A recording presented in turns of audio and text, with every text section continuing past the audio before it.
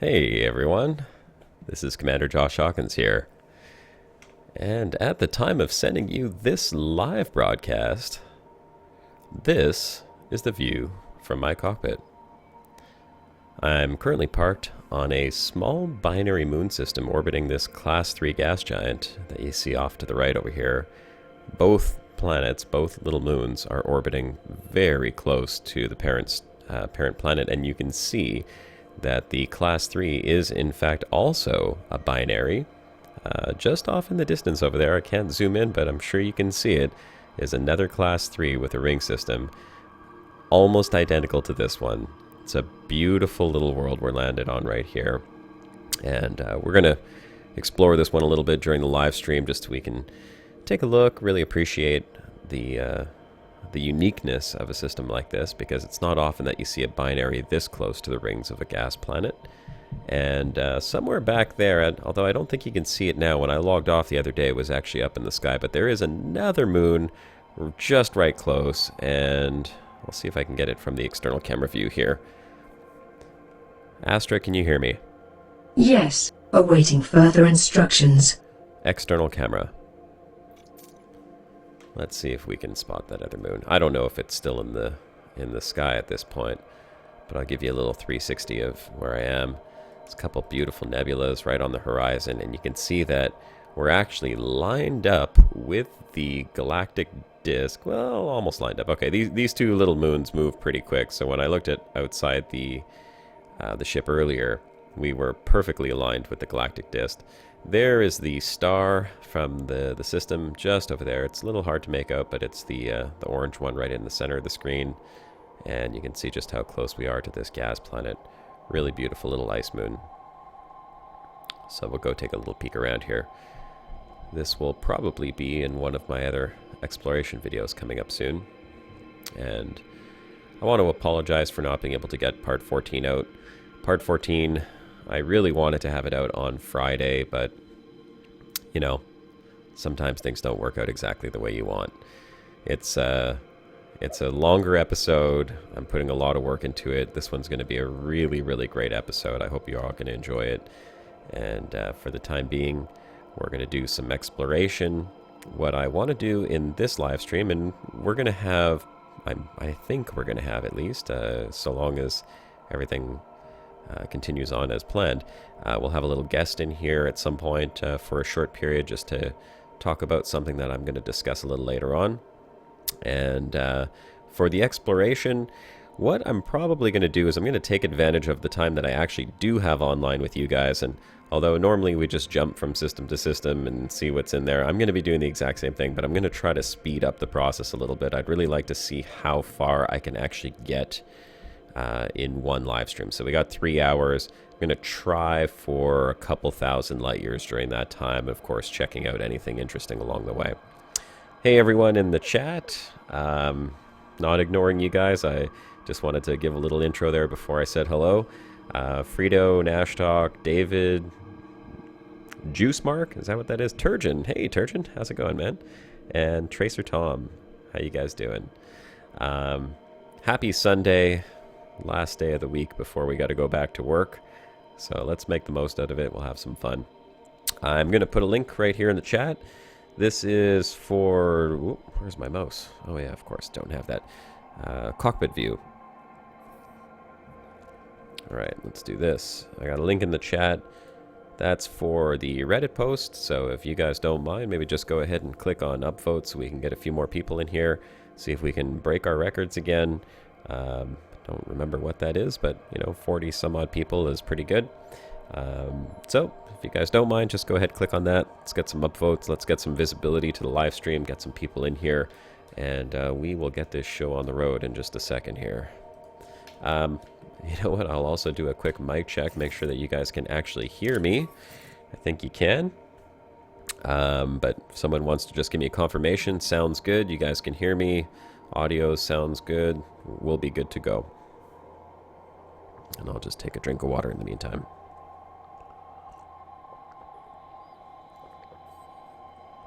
Frito, you're going to miss the next two live streams. That's unfortunate. Well, good thing YouTube archives them, so if you want to catch up, you'll have a little bit of time to do that whenever you feel like it. All's good. Excellent. Just what I like to hear. So, we are You know, for a second there, I almost reached over to grab a seatbelt and strap myself in. Kind of felt like that's what we're going to do for a second. It's a little... I'm tired today. I'm not going to lie. A little tired. I may or may not be nursing a hangover from partying last night. We had my wife's sister's birthday party, and we went out and did some laser tag and bowling. And I got to tell you, I have never felt so old than running through that laser tag maze and almost having a heart attack. So, do your cardio. Don't sit on your asses all day. It's really important. Otherwise, you'll get to the ripe old age of 39 like me and sweat your ass off when you're running through a laser tag tournament. But it was a lot of fun. We had a great time. My wife's sister just turned 21, so it was, yay, big celebration. Let's all go out and do some stuff. And we had a lot of fun. So, wow, 30 people in here already. Amazing. Welcome to the channel, everyone. Let's get this show on the road. Just a quick recap, so anyone who's new to the stream, this is a regular Sunday broadcast from the hours of 3 till 6 Eastern Time. Right here, I will show you where we are in the galaxy. Zoom out. We are... Increasing sensor range. Oh, thank you, Astra. That's so polite of you. Thank you for increasing my sensor range. Very important. Wow, Nova, you are getting far, man. You are really making your way back there. So, from Sol, we are... Oh, there's Shibuka. Yeah, Shibuka made it back to the bubble. I don't know if he's in the chat right now. I didn't see his name pop up yet, but Shibuka made it back to the bubble the other day. Congratulations to him. Returned all the way from Distant Worlds Expedition. From Beagle Point, and Shinrada, Sol's around here somewhere. Oh man, the bubble's getting a little crowded with icons for me. I can't wait for bookmarks so that I can just get rid of all these sidewinders I've got parked here. That's something that I'm looking forward to. I'm sure you guys are probably looking forward to that too. Has anyone tried out the beta yet? I mean, besides watching the live streams, has anyone actually participated in the beta? Let me know in the chat, because I'd like to discuss beta a little bit while we're in here as well today. And here we are, Sol. So we are currently 32,758.84 light years from Sol. And just a quick overview of where that is. That's way over here. So this is where we are currently sitting. And our destination is Beagle Point, which is like, I don't know, here somewhere. I think I still got another 32,000 light years to go. So I think officially I am officially at the halfway point to Beagle Point. And this has been a long journey so far. Certainly not sped up by the fact that I release a weekly YouTube series video called Exploring the Milky Way Galaxy. So if you are new to the chat or to the live stream, that's something that you probably want to check out if you like exploration. You can find that on my YouTube channel. If you are not new to the live stream, then obviously you've seen it before, and we are now at the halfway point. Some exciting things happening in part 14. Looks like it might be a wrap-up to a long part of the story so far. So stay tuned. I'm hoping to have that all done in the next couple of days. And yeah, as soon as real life time permits me to wrap it up. I just got to do a little bit more voice recording and get that uploaded. So, I think I had already... Oh, you know what? I had plotted a course, but I forgot that I logged off. So let me just replot another course. All I'm doing right now is I'm popping in 1,000 light year stretch, and we're going to try being keyword here, to not be distracted by too many shiny things. I've already scouted ahead, and unfortunately at the height that we are in the galactic plane, I mean, you can see we're actually only 321 light years above the galactic plane, which is nothing. I mean, the interesting stuff starts at like 1,000. That's like neutron stars, black holes, and sometimes, if you're really lucky, planetary nebula. But where we are right now, there's just not a whole lot of anything interesting popping up in the immediate vicinity. So I'm just setting a random target, and I've scoured through most of these stars looking for giant stars or, you know, rare stars. There's really nothing of particular interest. I'm going to set just a random target, roughly 1,000 light years out. That's 500. We'll go a little bit further here. Let's see, that is 755, a little bit further still. Maybe that one. 910. That ought to do. There's our target for now. We'll see how many of these stretches we can do during the live stream and still catch some interesting scan data. So there we go. There's our first leg. 1,000 light years. You know, it's amazing. Oh, wow. Hold on. Wait. Oh, I lost it. I thought I saw something interesting there. Could that have been it? Is it this blue star right here? No, that wasn't it. Anyhow, it's amazing how 1,000 light years is just really nothing in the grand scheme of the galaxy. It's quite insignificant. But we're going to do that. It still takes, you know, just under an hour to do if we don't get too distracted. And that's going to be our plan. What's my distance from Sol? Juice Mark, I don't know if you just saw it when I was showing it on the live stream there. 32,000 and change from Sol right now. Turgeon, what's that? Happy to read the chat this week. Yeah, last week we had Turgeon and Astromiko on as guests, and we were in the beta, and we were doing combat, and I apologize, everyone in the chat. I really have to say I'm sorry. I wasn't paying as much attention to the chat as I normally do, because it's very distracting. I mean, like, just playing the game and watching chat down on a second screen is already hard to do, but when you're doing that and doing combat and talking to two other people, it's even harder, especially for someone like myself who is really not a particularly good multitasker. I'm like a horrible multitasker. I am a monotasker. I am great at doing one thing at a time, and unfortunately 4 things at a time just didn't work. So I'll pay a little bit more attention to the chat today, and see if we can actually get some questions and some answers and all kinds of good stuff.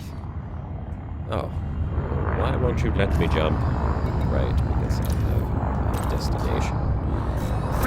So here's a neat little trick. I saw this the other day on YouTube, and I'd actually seen it myself happen before. If you're on a planet's surface and you're not mass locked, and maybe I shouldn't go backwards, it's probably a bad idea.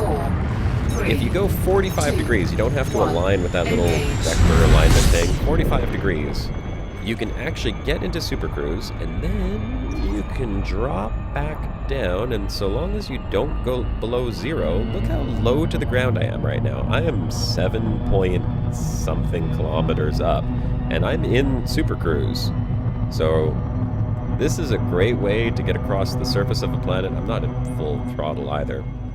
Just a very neat little trick for staying low to the ground, and you can go even lower. I mean, you can do this as low as like 5 kilometers. Just be careful, because when you're in Super Cruise, and I have not tested it, if you are flying towards a mountain that happens to be higher than your current elevation, there's a distinct possibility you might just smash right into it. I really don't know how that works. So someone back closer to the bubble wants to get in a Sidewinder and try that out and see if you actually splatter yourself up against the side of a mountain.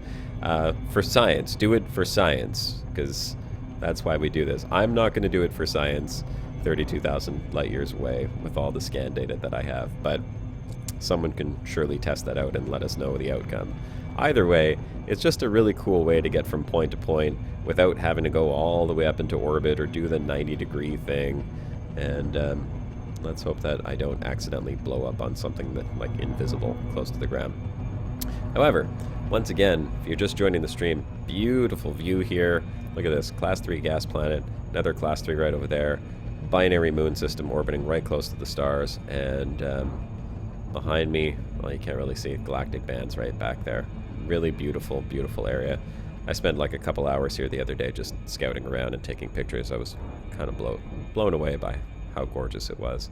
And this planet, interestingly enough, once we do get up into orbit, you're going to see something cool. It was like a blue planet, and not blue like that blue, and not blue like, you know, water blue. Just kind of like a baby blue, which there's not too many, so it was kind of cool. You had like this orangey brown planet and this blue planet right over here. orbiting right close. And my poor computer was like, why are you doing this to me? So many planets being rendered, and it just couldn't handle it. It started jittering. So with the live stream, you might get a little bit of jitter.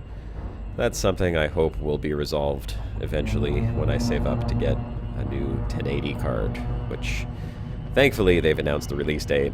And so when my Oculus gets here, I'll hopefully have saved up enough for one of those and get a little upgrade so that the video quality is a little bit better. Let's see, now that we're actually in proper orbital cruise, 25 kilometers up, you're going to start to see the color of the planet. You can see it right here. It's sort of like a purplish blue. It's like a interesting blue color. Honestly, I'd just stay here for the whole live stream and just take video and pictures of this planet because it was so cool looking, but I'm sure that wouldn't be particularly interesting to you. Hey, Phono, greetings. And greetings to anyone else who's jumped in here that I have not had the chance to say hi to yet. I said I'll be looking at the chat, and here I am staring at the screen. Beautiful sky view from here, though. It really is amazing. Let's go... let's see. External camera. Just so we can show you how beautiful this place really is. Maybe you'll understand why I got lost in this for so long the other day. So here's that bluish purple. I guess it's more purpley than anything, really. But it's just a unique color for a planet. I'd never really seen a planet with that color, and I'm wondering if it's just because the light is maybe reflecting off of the gas planet? Like, I don't know if that's possible, but it seems to be, because I don't ever remember seeing a planet quite that color before. So let's see, look how nice this area is. Like right between two little moons, we got the blue planet over there. Got the other moon right next to us. Really close, too. I'm pretty sure that if you just launched off this planet, you can, I mean, without going into Super Cruise, you can probably fly to the surface of the other one. And then the sky in this part of the galaxy just blows me away. The dust lanes here lit up by the galactic band. Really unbelievable. Look how beautiful that is. It's a view that you do not see from the bubble, that's for sure. Although I missed the bubble, I will say. When I was in beta the other day, it was nice to see the bubble a little bit. The sky sure looks different, that's for sure. Hey, Dredger. And Vincent. And 15th Terror. How's it going, guys? Welcome to the channel. We're just getting started. Haven't really done anything yet other than just take off from this planet, but I want to give you guys a nice view of how it looks behind me here. External camera. Let's see if we can swing around and show you just how gorgeous this system is. Start recording. Accepted. Really pretty. That Class 3 with its little twin over there on the left.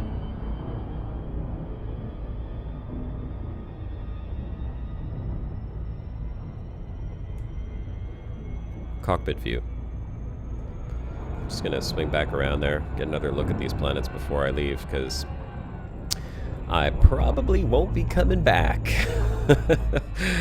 Unless I make this same trip and travel another 32,000 light years.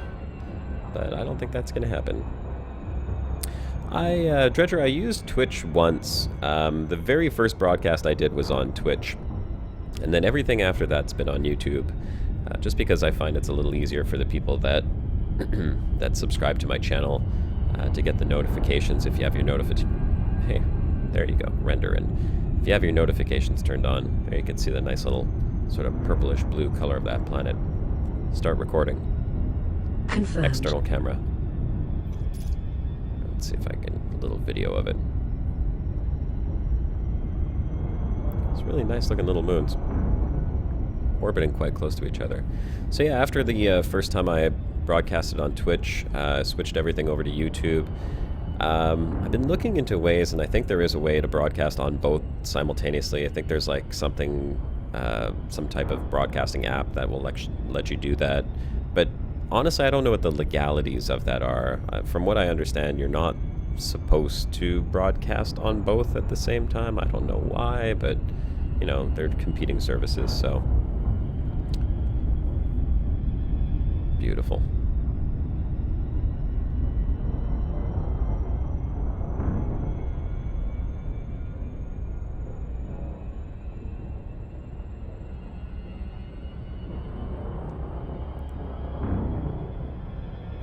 Stop recording. Confirmed. Cockpit view. You know, I want to see before I leave also is if you can actually spot these planets from inside the ice rings here. That'd be real nice. It's too bad we don't have the updated graphics from 2.1. Can't wait till that hits live. We'll talk about the beta a little bit because I spent a bit of time in there and I've tested out a whole bunch of the features in it. So if anyone wants to ask anything about the beta 2.1, if you haven't participated in it yet, or if you're curious of some of the features, there are a lot of features that were not really highly discussed. So there's a lot of smaller features that I've noticed. We'll talk about those a little bit during the stream while we're exploring here as well. Oh, come on, planets, render in. There's no reason you shouldn't be rendered from that distance. There we go. There's one. Where's the next one? Come on. Come on, pop in. You can do it. You can do it. There we go. Okay, so you know what? I will be able to see them from these ice rings. That's kind of cool. I want to get a shot from the ice rings too. It's going to look really cool.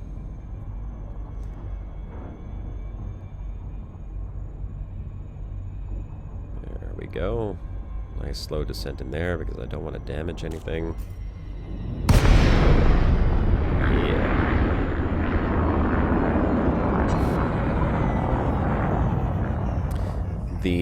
Nash Talk, talking about random number generation, special effects. It is a little immersion breaking. I mean, if you're an engineer and you're upgrading someone's equipment and you don't know what you're doing and it just happens to be a random effect, it is a little immersion breaking. I'm sorry. These guys are smart enough to be able to upgrade your stuff and give you incredible boosts on it and tweak them and twerk them. Actually, I don't know if you twerk equipment.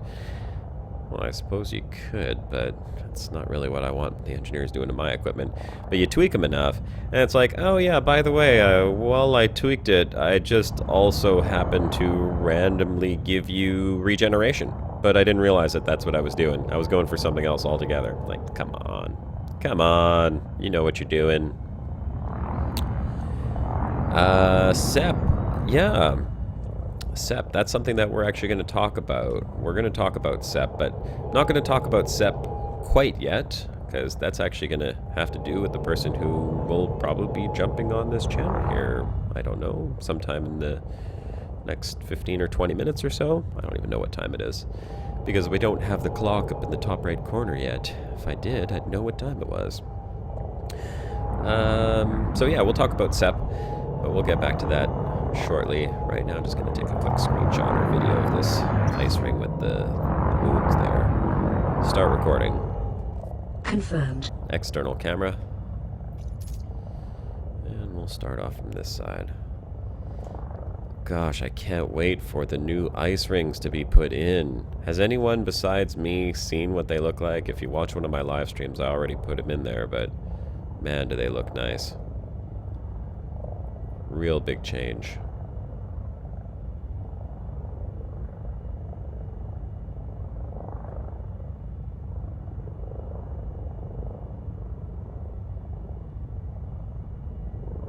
There's a nice shot.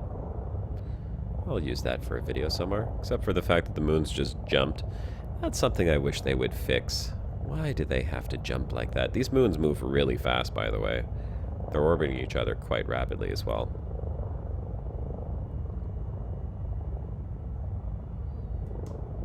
Stop recording. Affirmative. Cockpit view. Alright. Stop engines. Stop all thrusters. Let me take a quick look at chat. Chat's going by pretty quick, so I gotta just scroll up a little bit. You can watch these silly jumping moons. Look how fast they jump, too. Speedy little buggers. Not as fast as the little moon that's in part 13 of my series, though. Alright, just going to scroll back up real quick. Hi there. Oh, hey, Cosmic Cleric. Okay. Just reading chat, so bear with me for a second. So Frontier hard. Okay, seriously, Frontier is trying hard to be more transparent in this case. It hurt them. If commanders would just get the results without seeing the random process, nobody would have said a word. Yeah, but even then there would still be a random process to it, Vincent, because like the effects being applied as a secondary effect, I mean, unless you have the choice to choose which effect you want, that would make more sense. You know, I don't see why they can't let you have the choice of what type of effect you want, and then, you know, make the requirements for each effect unique, and they can make certain ones, well, like more resources required for it or something, or a specific type of resources, and the particular resource for each effect could be like a very rare resource. So if you get that resource, you know, hey, I can add regenerative, or if I get this one, I can add the shock pulse or feedback or whatever the heck it's called, cascading feedback. You know, that I think would make a little bit more sense. The random secondary effects is the only thing with the RNG that kind of bothers me.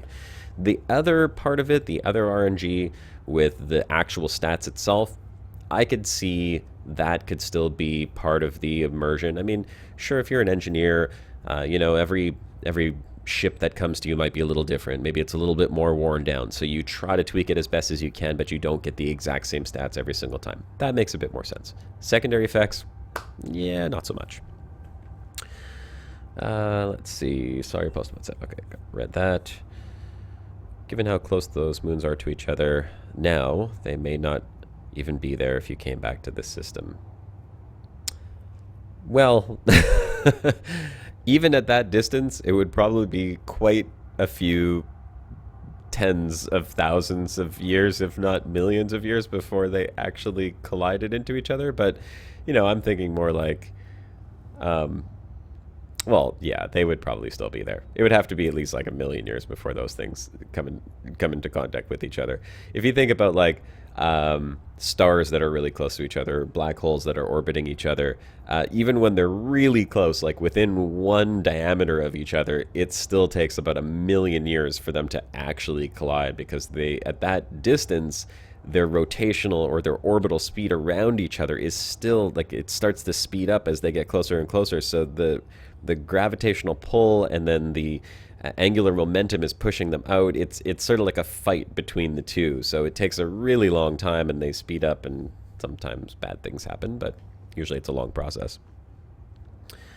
Ambient sound in 2.1 is way better. Okay, that's something I didn't notice, Vincent. That's something I'll have to take a look at. Ho and stuff. Ho and stuff actually render. Oh, I think you meant O and stuff actually render correctly as well. Yeah, that makes sense. I think they put random in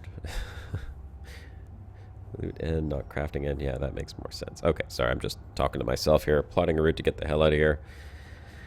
You mean the special effect? Maybe that's what I meant, the special effect. Are the rings still bright white in beta 2.1? I don't like seeing that from a far distance. Maybe as I get closer. I believe that they said that the albedo effect is supposed to be a little reduced in 2.1. Honestly, it wasn't something that I had paid a lot of attention to. But I do believe that is one of the things they said that they are turning down a little bit, so you will not see rings quite as reflective, because a lot of people notice that. It's true, you get like ring systems that are just like blinding white. I've seen them. I'm sure anyone else who's gone exploring has seen them before. It's insane. You literally have to turn like your gamma off, or turn your monitor off, or wear a pair of sunglasses when you're flying over them. Even some planet surfaces are like that as well. It's brutal white. So yes, I think that is changed. What else we got here? All those hours of collecting required resources for a plus point and failing at the randomizing machine may be painful. I'm sure it's going to be terribly painful. If you guys have watched Cornelius Bridus, he's another YouTuber, does a lot of like stat comparisons and ship comparisons. He just did a couple of videos checking out all of the different engineer upgrades. I watched a couple of them. One of them just blew me away because he took a Vulture, he put 2 advanced plasma cannons on it, with 4 or 5 top-rated shield boosters and like everything maxed. And usually that just does not work. Vulture is a power-hungry ship. He had it up at like 149% power requirement, so there was no way you would ever be able to get that running. He tweaked everything using engineers, and he actually had that ship running under capacity, under power capacity, everything running, 5 shield boosters. I think he had the shields up at like 1600 megajoule shields on a Vulture, and 2 advanced plasma cannons, or plasma accelerators. Plasma cannons or plasma accelerators? I don't even remember what the heck they are. 5 shield boosters, like just retarded. I have no idea what that ship would actually be capable of in combat. He was just doing the comparisons, and it looked insane. I can't wait. That's like endgame for me right there, because the Vulture is one of my favorite combat ships. So yeah, you could do a lot of really cool stuff with the engineers, turning down power requirements and hardening everything, and it's unbelievable. Some of these people that play like endless hours every day are going to have ridiculous ships if they're going out there and doing it. Of course, I won't, because I'll be out exploring, as I'm sure will many of you guys. But it's something that when I do get back to the bubble, I'll certainly spend some time on, tweaking my combat ship, because combat is a lot of fun. What's next here? Primary and secondary stats. Special is the effects you're talking about. Okay, yeah, there you go. Everything is subject to change. Yeah, they'll change a few things, I'm sure. Rings more transparent? Yeah, rings don't... I mean, from a distance, you don't see transparency in rings. I mean, even on, like, our own ring systems, that real-life ones, like Saturn, if you look at it through a telescope, they're not transparent. They're highly reflective. You would never see the space in between it from any great distance. From up close like this, you'll always see transparency. Like right here, you can see through the ring systems. So close up, you will. And even if you're further away from this, within a couple light seconds, you'll see some transparency as well. What else? Cornelius is going to be the first commander who kills a black hole. Yeah. Phono, you may be right on that. I think there's a distinct possibility he might. Let's see. Oh, yeah, David, I totally agree. The world would be a better place if everything cost fish, especially in the live update. Although I think it's great that they made it fish. I don't know if that's a tribute to, oh my god, why am I drawing a blank here? Old age kicking in. I'm having a senior moment. Someone help me out. What's the movie where the Earth gets blown up and you gotta carry a towel? What the hell's wrong with my brain? Hitchhiker's Guide to the Galaxy. That's it. So, yeah, Hitchhiker's Guide, goodbye and thanks for all the fish. I'm wondering if that's why they put fish as the commodity. Took me a second. You see how slow that was? 39-year-old brain winding up, revving up for the day. I only woke up a couple hours ago. Then my wife made me drive around and go out for, like, breakfast, clean up, So still kind of waking up here. I also hope that with 2.1, these little black squares that keep popping up in front of my screen disappear. I don't know what the hell is wrong with that. There's another one. Why do you keep popping up, stupid little black squares? They bother me when I'm doing video. They break my immersion. Hail to the fish god. I need a babblefish. Yeah, I really do need a babblefish. Hopefully babblefish would translate what women are actually saying, because that's often where I encounter problems. I think they're speaking English, but I just don't actually understand them.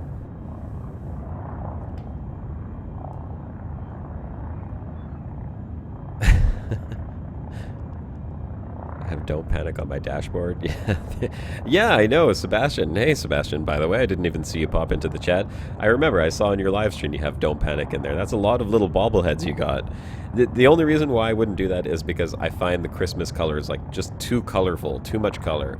If they had them in black or white or smaller or just don't panic without having to spell the whole thing out. Just a little word popped up in the corner, that would be better. Hold on, my dog wants to come up. Come here, Padme. Come on up, sweetie. You can sit on the captain's chair. There you go. Oh, I wish I could put my dog on the live stream. We'd have like every single dog lover in the world watching. She's the cutest little thing you could ever imagine.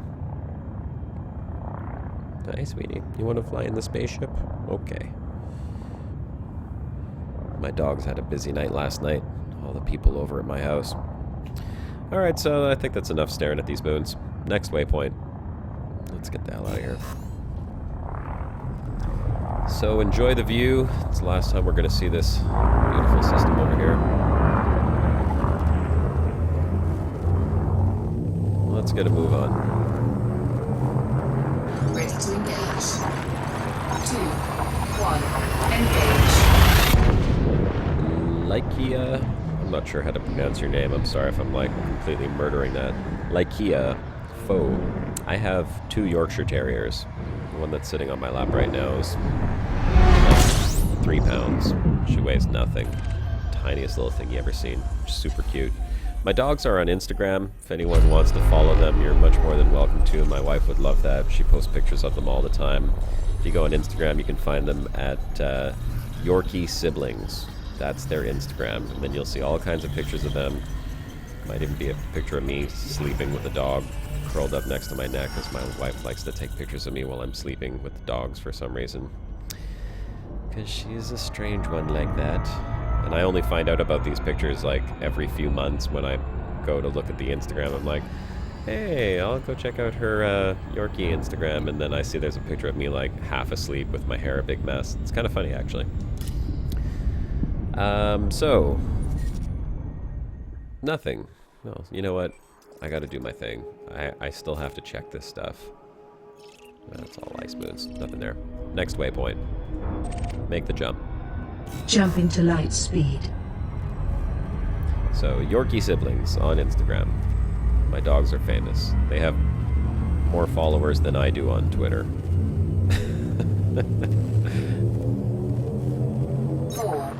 3, 2, 1, engage. What's ad by HCS?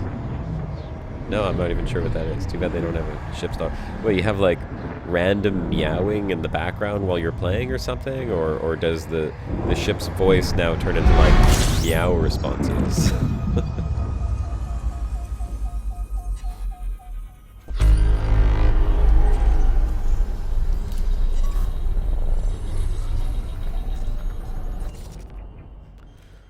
Bunch of ringed gas planets.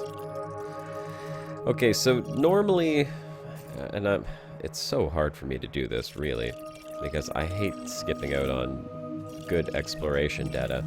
Normally when I'm doing this, and I'm just looking for the size of the rings right now, because if I don't see anything exceptional, I'm not going to stay in these systems. Normally I would scan a lot more and pay a lot more attention to the details, but because I do want to try and actually make some headway on my journey, I'm going to try to keep the detailed scans to a minimum today and just see how far I can actually get during my live stream.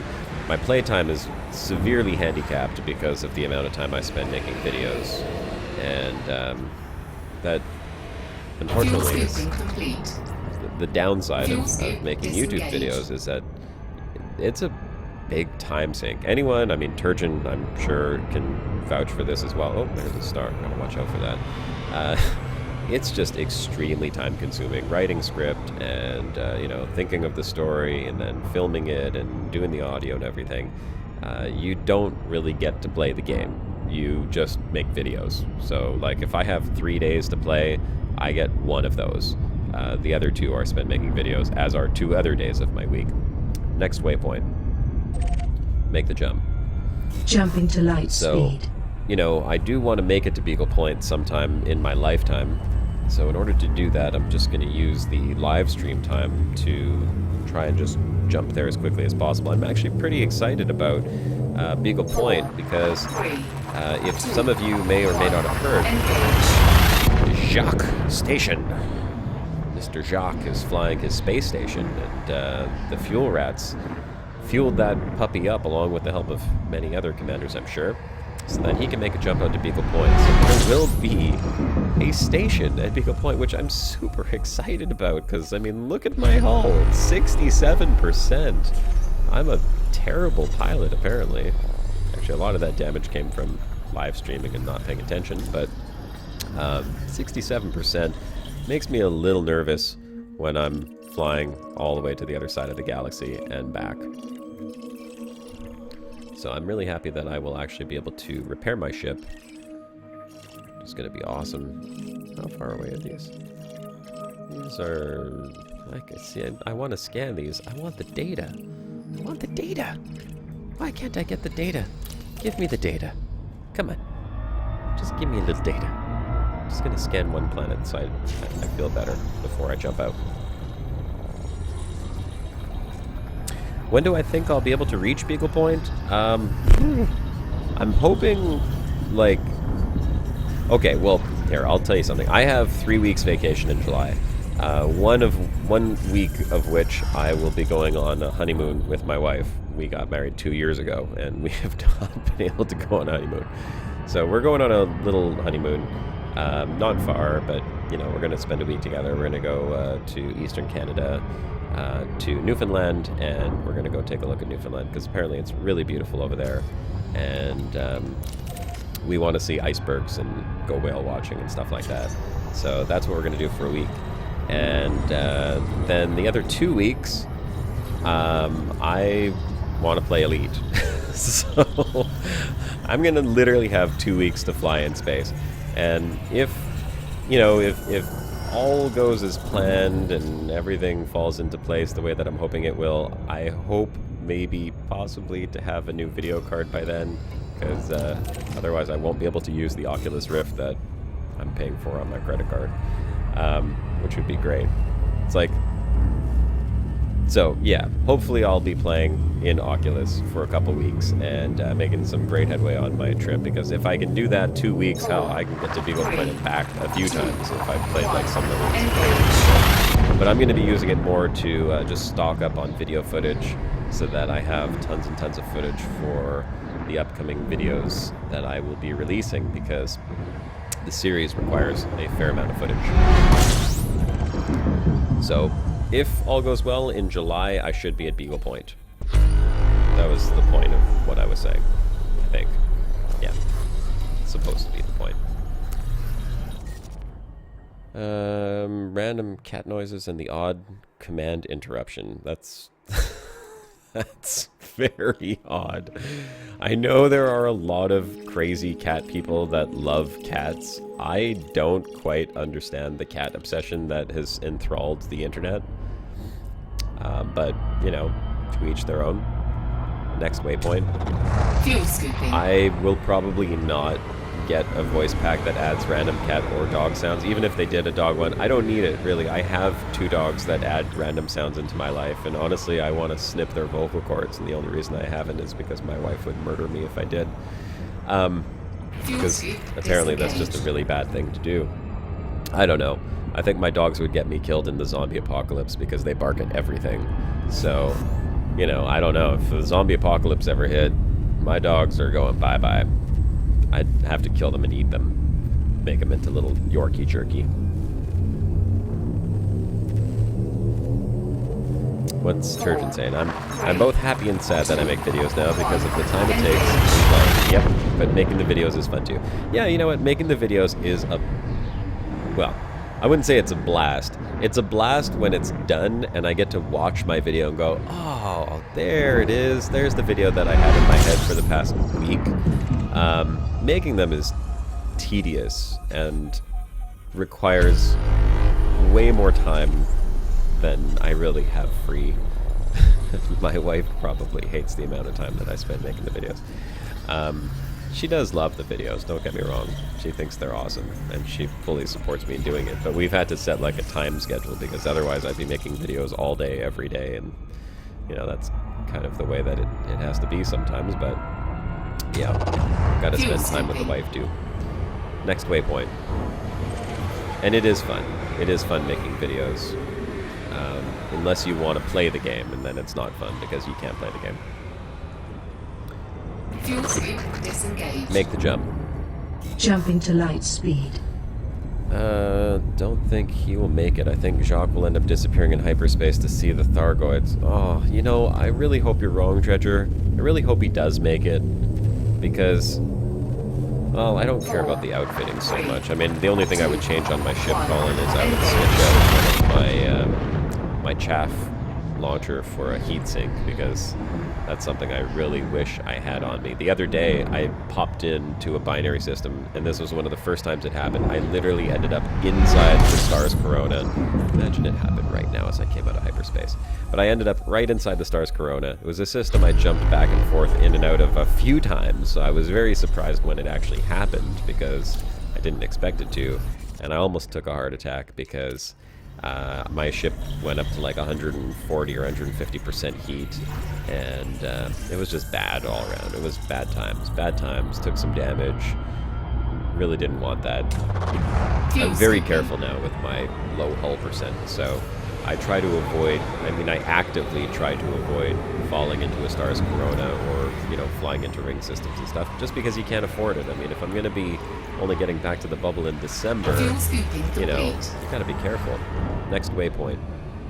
Fuel scoop Next disengaged. waypoint. So I do hope Jacques makes it. For his sake, and my sake, and for your guys' sake, too. Oh, see? There's my HCS random dog sounds. You see, Sebastian? Who needs voice packs when you have 2 Yorkies? They'll stop in a sec. 3, Their mom's getting 2, home. 1, engage. Give me 1 sec so I can say hi. Hi. How did the hair thing go? Yeah, that's good. She's happy? Great. Do you mind closing my door for me, please? Thank you. You're welcome. Oh, Astra, I'm not talking to you. Shut your face. She always thinks I'm talking about her, Astra. Dogs rules. Cats are dumb.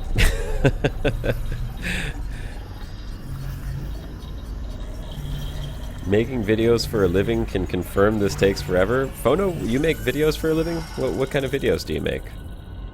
I'm curious.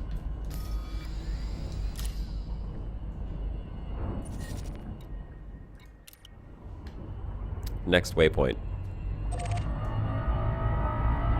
I'll read chat here in just a sec as well. Got a few chat messages to catch up on, so give me 1 sec. Fuel scoop disengaged. Too many women in my life? Oh, goodness, no. You can never have too many women. I grew up with 2 sisters. Lived in a house with my 2 sisters and my mom and my dad, but my dad was out working, so I was surrounded by women my whole life. I'm happy to have just 1 now. That's enough, really. Just don't know if I like the idea of a McDonald's at the far edge of the galaxy. Yeah, well, you know, McDonald's wouldn't be so bad after living off of spaceship rations for the past 6 months. And that station has a rare that would be useless, since it only pays out when you take it 300 light years, not more. Oh, okay, that's true. Why handicap an explorer to take it back to the bubble? Not worth it. Yeah, okay, well, maybe they would get rid of the rare. I don't want to know, believe me. Phono, you know what? There's probably, I mean, unless it's like, okay, I'm not even going to say what it could be, because it's probably way worse in my head than what it actually is. But I'll have you guys know that well, maybe I shouldn't say this. No, let's not go there. But Phono, let's just say, if it's anything like what I'm thinking, I used to be in that same industry, so been there, done that, did that all day long. Oh, well, okay, well, that's not the same industry. Make the jump. Jumping to light speed. And no, I wasn't in porn videos, just in case anyone's taken that from what I said. But I'll leave the rest up to your imagination.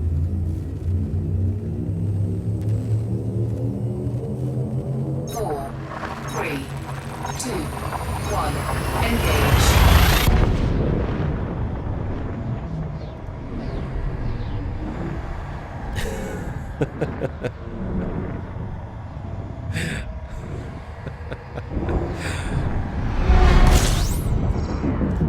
Full scan.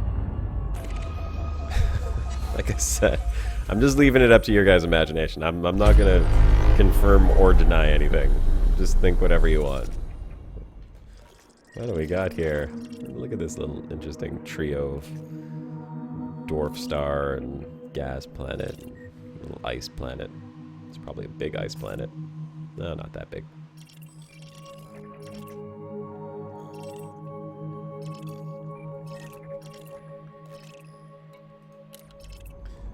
You know, that gas planet and the dwarf planet are actually not that far apart from one another.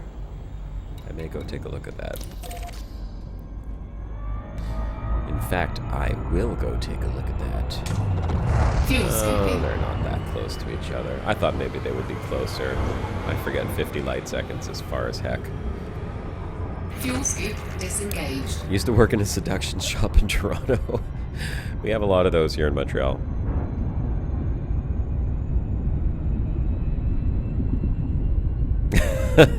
Nash talk. yeah, it was a lot worse. I really do got to pick up one of those mankinis, though. One day I'll do Borat and go into mankini. I'm just not quite as hairy as Sacha Baron Cohen. I mean, we look very similar, but I am nowhere near as hairy as that guy. I think this is a cool-looking little trio over here that I'm flying towards, but we'll take a quick peek before I jump out of the system.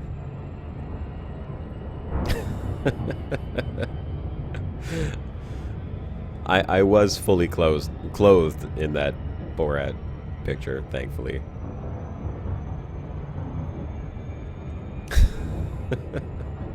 I saw a guy wearing a mankini at a friend's wedding not that long ago, actually. I went to the wedding. It was in Old Montreal, downtown here in Montreal. We have a section of the city called Old Montreal, and it's like the original buildings and cobblestone roads. And we looked out the window during the reception, and there was a guy, I guess it was his bachelor party, and they had him in a mankini, but he was wearing a shirt on top of it, and he had was it a pig mask? I think he was wearing a pig mask and a mankini, and he was definitely wasted, because, I mean, he was like mooning every car that passed by and like walking his mankini ass right out into the middle of the road. It was pretty funny to watch. I might have gotten a picture or two. I don't remember. It's probably on my old phone. Next waypoint. Make the jump. Jumping to light speed. Pretty sure everyone at the reception got a good look out the window, though, and laughed at that poor bastard.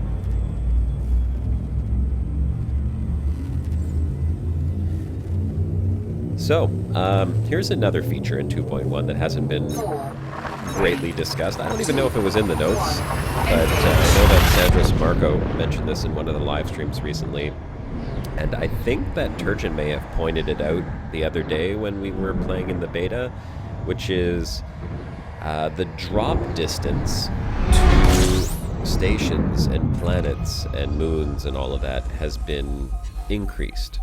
From what I understand, and if anyone did watch the live stream and wants to confirm this, from what I understand is it has to do with the distance from the primary star. So the further out it is from the primary, the longer, or the further you can drop into the station itself. So it's going to just make it quicker to get to these stations or planets and land on them. Next waypoint. Make the jump. So if you're traveling a far distance from the primary star, you won't have to slow down quite as much because you'll be able to drop out at a further distance, which makes sense. I mean, it has to do with the primary star's gravity well. That's what I understood. So very nice sort of little hidden feature that nobody's really mentioned. I think that's really cool. Engage.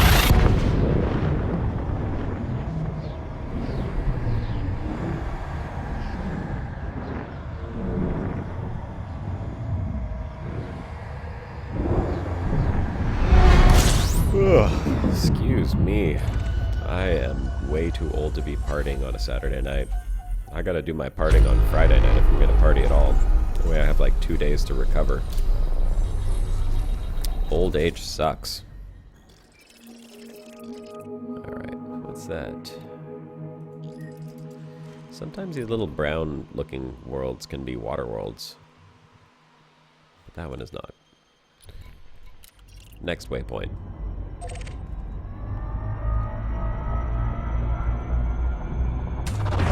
Fuel scooping. So, you know, I asked at the beginning of the stream, but I honestly, I didn't see if anyone had actually answered back. Has anyone else played the beta yet? Has anyone been in the 2.1 beta? And if you have not been in the 2.1 beta, does anyone have any questions about the 2.1 beta? Because I'll be more than happy to discuss what I have tested or experienced myself. So put your questions in the chat, please, and thank you, so we can discuss. And then we can discuss Captain America Civil War. Who's seen Captain America Civil War?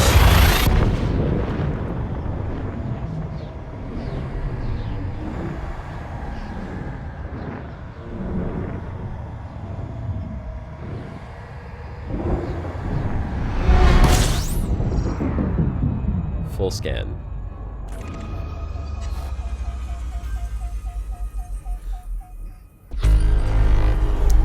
I think the turn rate on the Anacondas is a little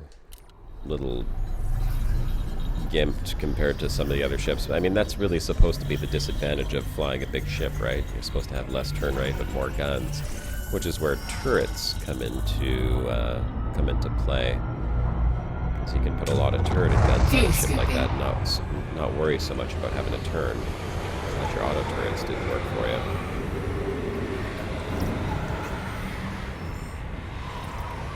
Next waypoint.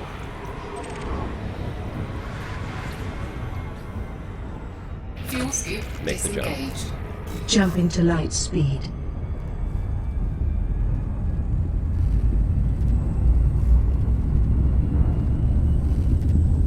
The Witch movie? What movie is that? 4, 3, 2, 1. Engage. David, you know, that's actually something, Turgeon says the missions feel a lot more personal now.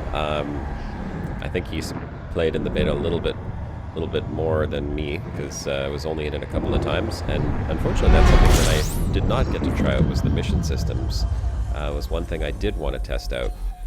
Depending on how much exploration I get done, we could always jump into the beta here, maybe halfway through the stream or so, and check that out, but I don't know, we'll see how I feel. Right now, I think I just want to do some exploration because I haven't done it in a while. But they do look good. I mean, I've seen videos of it, and it looks like they progressed really cool, and having the faces in there is a really nice touch. Next waypoint. Turgeon can certainly expand on that if he'd like to, since he has already checked that out.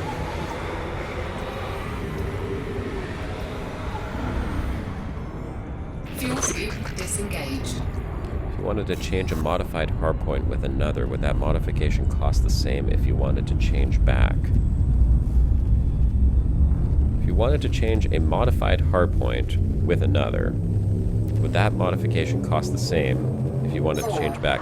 So, I just want to clarify the question to make sure that I understand what you're asking exactly, Black XO. You're saying, if you have modified a hardpoint, and then you go to modify another hardpoint, and you want to replace the original modified hardpoint with the new modified hardpoint, but then you decide you want the original one back, and you want to modify another one to replace it back with the original, would it cost the same?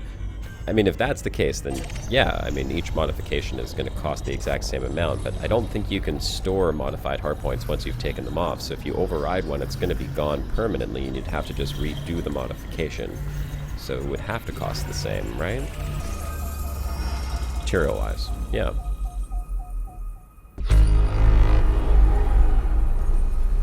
I don't know if that actually answered the question, but I'm not sure if I fully understood the question. Next waypoint. Fuel scooping.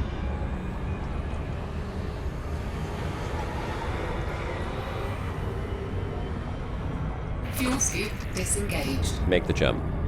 Jumping to light speed.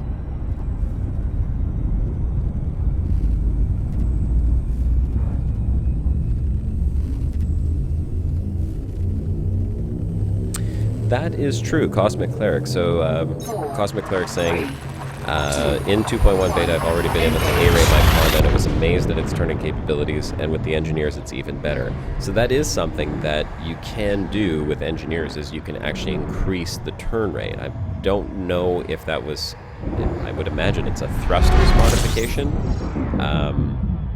which makes the most sense, of course.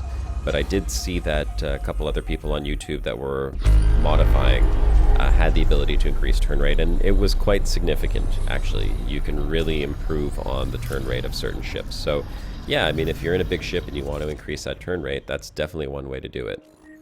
Engineers will be able to do a whole bunch of stuff. Next waypoint.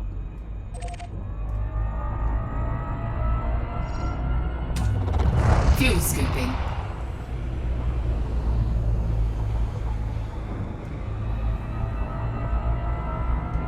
Fuel scoop Make the jump. disengaged. Jumping to light speed. Okay. You can't buy it back, like it says. It overrides the previous. Right, that's what I thought. So, yeah. I thought that maybe since you've already unlocked it and paid with mats, if you wanted to use it again, that may be a consideration. Like Sebastian Cole just said, like it's overrided, so you lose it. It replaces the one that you have existing until they add in storage, which would be amazing. And I know that's something that has been discussed but never confirmed. They said in some way, shape, or form they do want to add in storage. I just don't know how it's going to work. Maybe then you'd be able to like remove a module, put it into storage, pop in another one. That would be kind of cool. It makes sense for the amount of work that you're going to end up doing with engineers to get some of these modules. It'd be really nice if you could just store it instead of having to replace it altogether if you wanted something different. Right now what people are doing is if they hit a mod that they kind of like and it's not exactly the stats that they wanted. Hang on. Next waypoint. Next waypoint. If it's not exactly the stats that they wanted, they apply it anyhow, and then they're continuing to roll the RNG game until they get one that's better. So that seems to be like the only way to do it right now, unfortunately.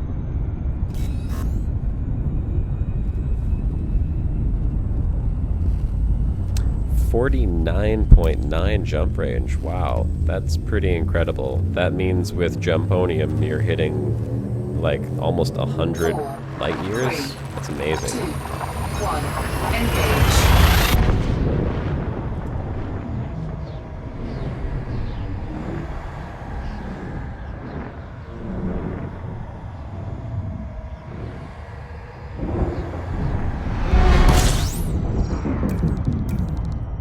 That's going to open up a lot more exploration opportunity, that's for sure, once you get like long range jump like that.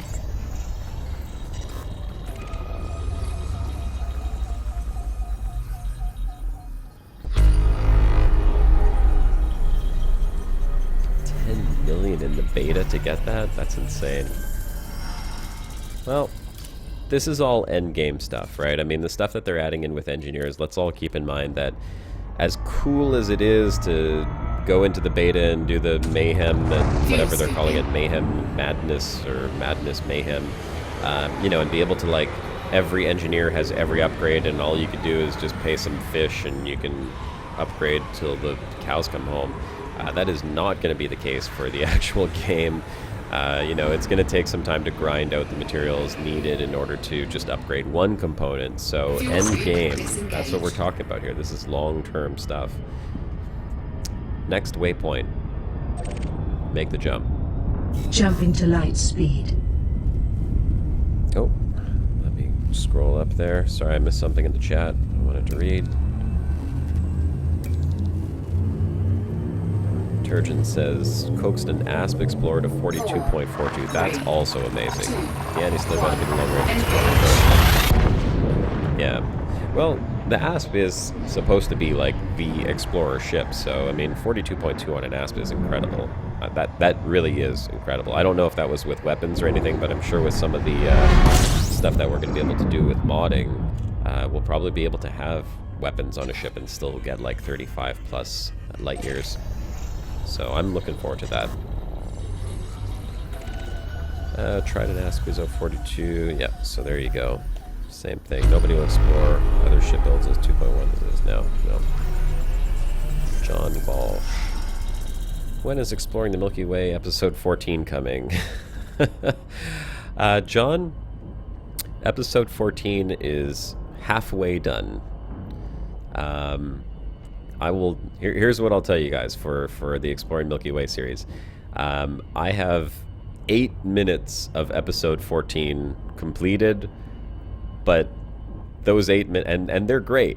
Fantastic 8 minutes, I gotta tell you. I gave a sneak peek to my wife. She watched and she was like, "What? That's it? That's it? Where's the rest?" So I know it's good. I know it's good. I know you guys are gonna love it. And I expect after those 8 minutes, I still probably have another 8 more minutes that need to go on to that one. So it's gonna be a little bit more of a longer episode. And I'm hoping, and I don't want to like say for sure that it's going to be tomorrow night and then let you guys down, because I do work tomorrow. You know, I got to work my normal 9-to-5 job, which is really impedes on me being able to make videos. If I actually made money off these videos and I could quit my job, then I could certainly pump them out at a much faster rate, but unfortunately that doesn't work. YouTube just does not pay money. Well, at least not anything substantial. I could like go buy myself a box of cookies with all the money I've made off YouTube so far. So we could say that tomorrow I'm going to be working on it. I'm going to forgo my normal play game day, which is Monday, which is when I usually play the game and get my footage. I'm going to try to get it done tomorrow, but I can't guarantee. So if it's not Monday, hopefully by Wednesday. Can't say for sure, though. That's the only thing. It's really a matter of finding the time to do it. And unfortunately, my time this weekend got interrupted with real-life things, and I tried to stay up Friday to get it done, and I just couldn't keep my eyes open. Normally, I'm up till like 3:30 or 4 o'clock in the morning on Friday trying to get that video out for Saturday morning for everyone, but I was tired. I was already playing catch-up from sleep from the weekend before, putting out episode 13, so catching up on sleep didn't really happen, and I couldn't stay up much later than that. Next waypoint. I was up till 1:30 in the morning. My eyes started closing, and I said, you know what, there's no way I'm going to get another 8 minutes produced today, so called it quits, and I apologize.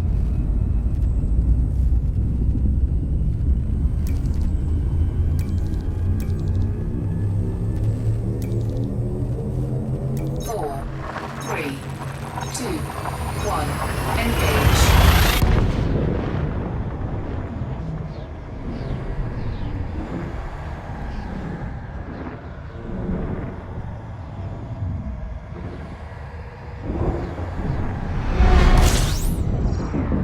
Full scan.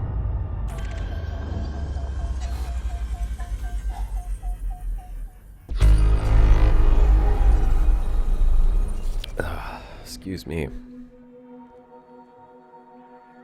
Thank you, John. Very much appreciated.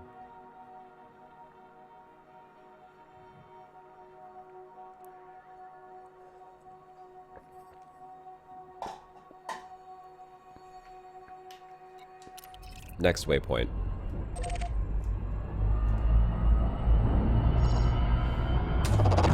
Fuel scooping.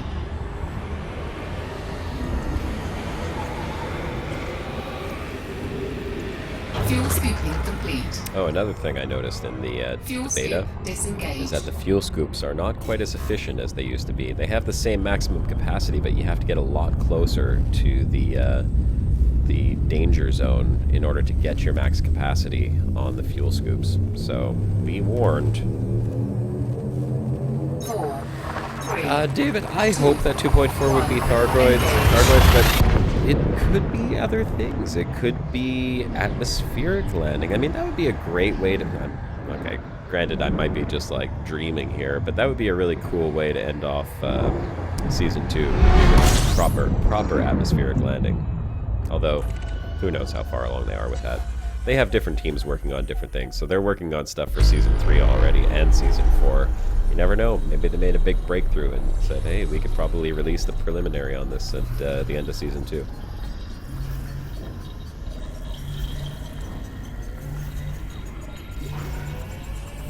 John, you're breaking my heart, man. You're retired and you still have very little time to yourself? What am I looking forward to?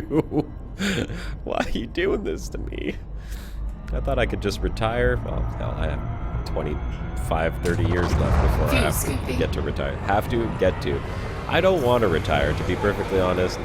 My dad retired and died a week after his retirement. And he was a healthy guy. And, I mean, he was 60. He turned 60, retired on his birthday, and died a week later. Imagine that. Next waypoint. I joked with him too. I said, Dad, you know, you got to stay active.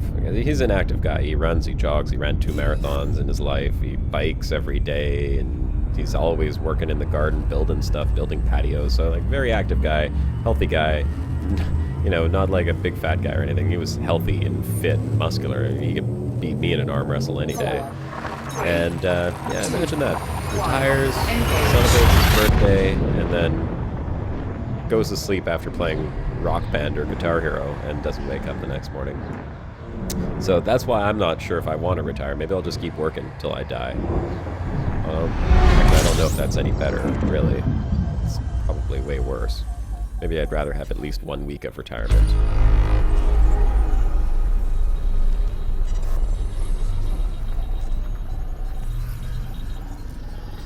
I really got to move this second monitor up somewhere else. It's really hard to read the chat. Gotta look way down over here. Okay, what do we got? Reading chat. Bear with me here, folks. Do. Sebastian, don't tempt fate. 100 light years. Unbelievable. I can't wait for 100 light years. That would be amazing.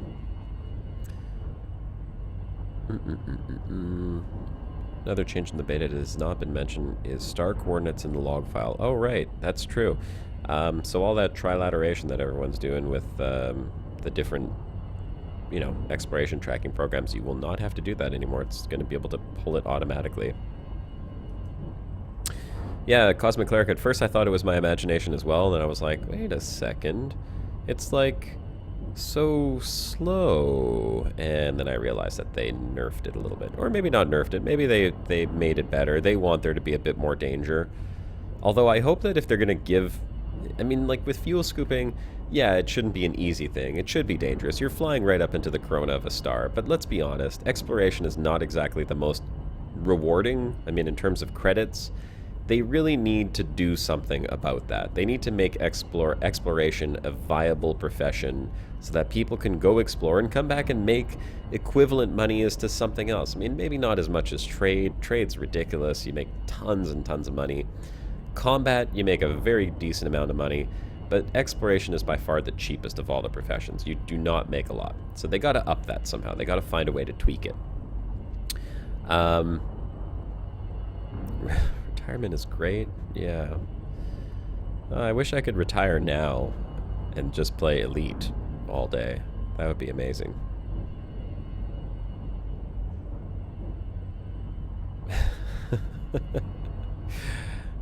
John says, family don't let me believe. They said if I die, they will dig me up again. You did less work when you were working than you do now? What did you do for a living? Hey, Alexi. Welcome to the channel. I want to know what John did for a living. Maybe I might switch professions. Next waypoint. I'm definitely in the I am in the long line of work. No, I'm in the wrong line of work. Man, I don't know what just came over me there for a second. I couldn't talk. Thinking about retirement. My tongue's getting tired.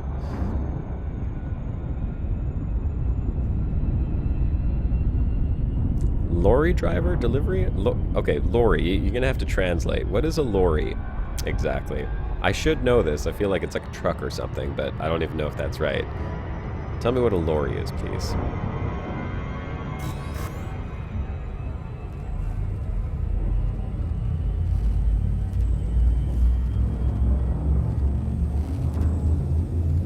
It is a truck. Okay, that's what I thought. You know, my wife's family has a bunch of truck drivers. 1. And, Engage. you know, I thought about that. I was like, you know, that would be a great job. I love driving. I love seeing change of scenery out the window. And, I mean, yeah, it's not really a difficult job. I mean, unless you're, like, under real stress and pressures, deadlines and weight limits and all of that stuff. But, I mean, like, compared to a sales job where you have to meet a sales quota every single month or every week or every day, you know, like the pressure you get from that type of stuff is just unbelievable. I don't know how I'm sane doing what I do. I've been an account manager for quite a few years, and I've been in sales for 20 plus years, and it's one of the highest stress jobs I know. I mean, that aside from like air traffic controller where you got people's lives on the line, but yeah, sucks. I can't wait to retire from my job. Holy crap. It's too bad they don't offer a proper pension. I gotta like save everything for that.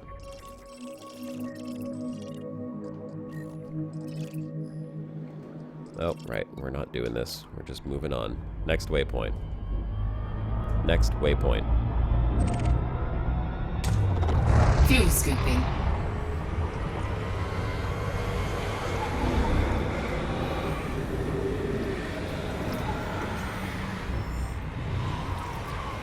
My dad got he got shafted though. I mean, not only did he not get to enjoy his retirement, but he committed his life to helping other people. He was he worked in social work and family therapy and child protection, youth protection.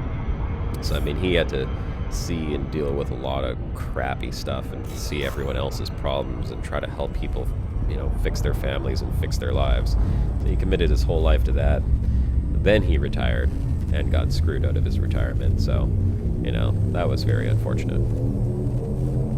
4, 3, 2, 1. Engage. You know, I didn't get a chance to see the Mercury transit last week. Again, unfortunately, I was working.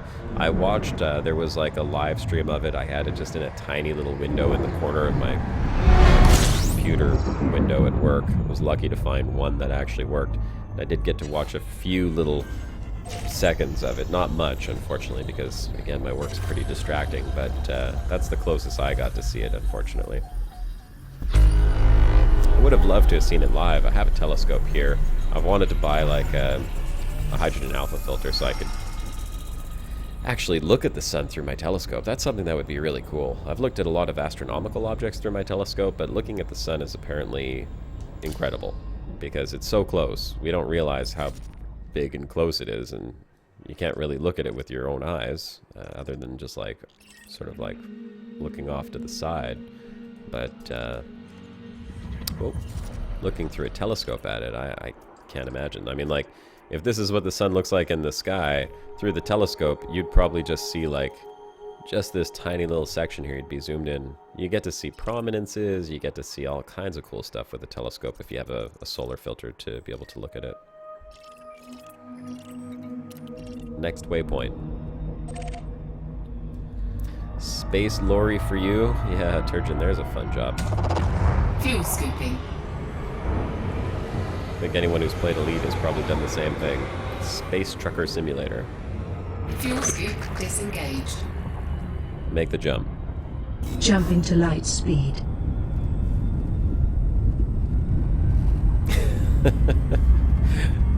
The computer bimbo, Sebastian.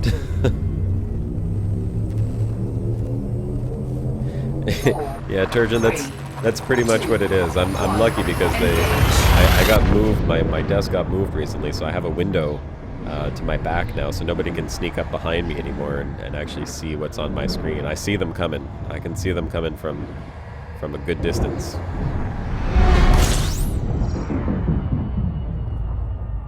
And, you know, having worked as a magician, I do a lot of sleight of mouse.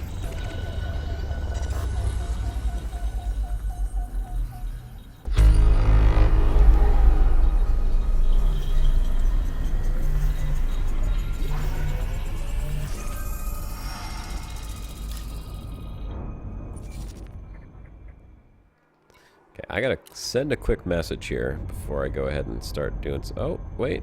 I got a message back. Hold on. I gotta just reply to a message before we move on.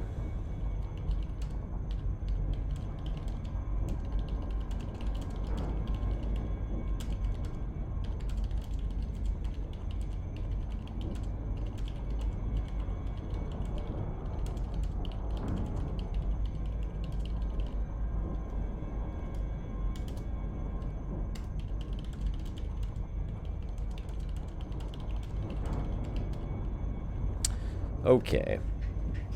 So, I do want to talk about something. Unfortunately, the person that I was hoping who would be able to jump in here as a guest is not going to be able to make it in today.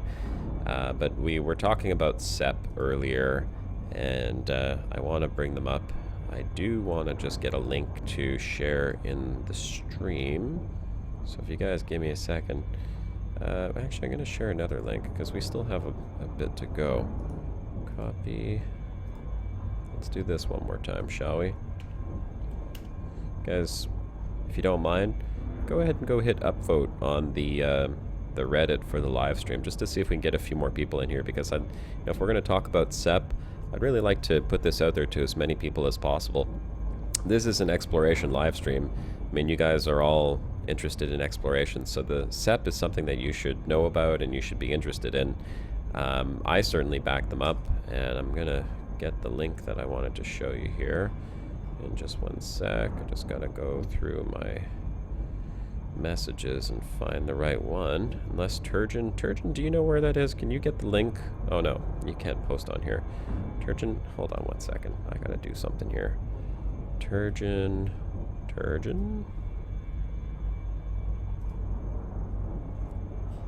Oh, there we go.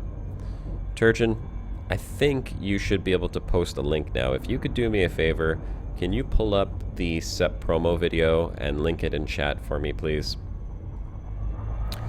And I'm gonna next waypoint.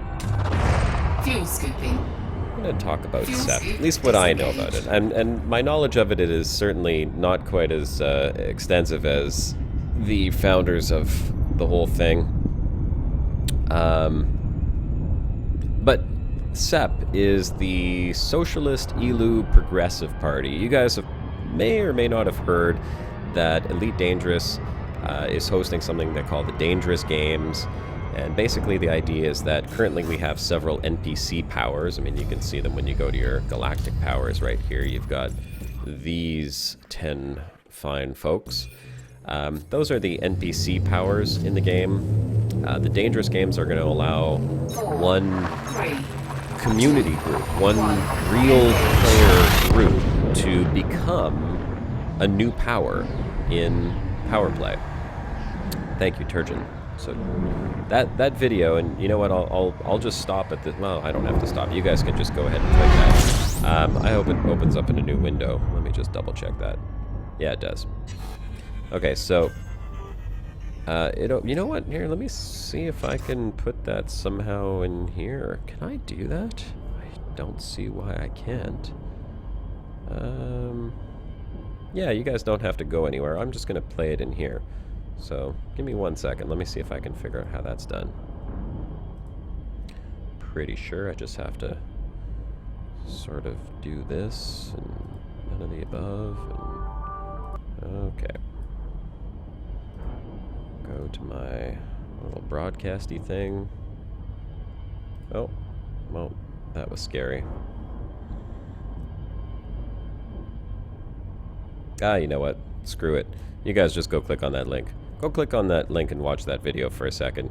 And then come back here. I'll just be jumping from star to star. Nothing special going on here, aside from awesome company and chat.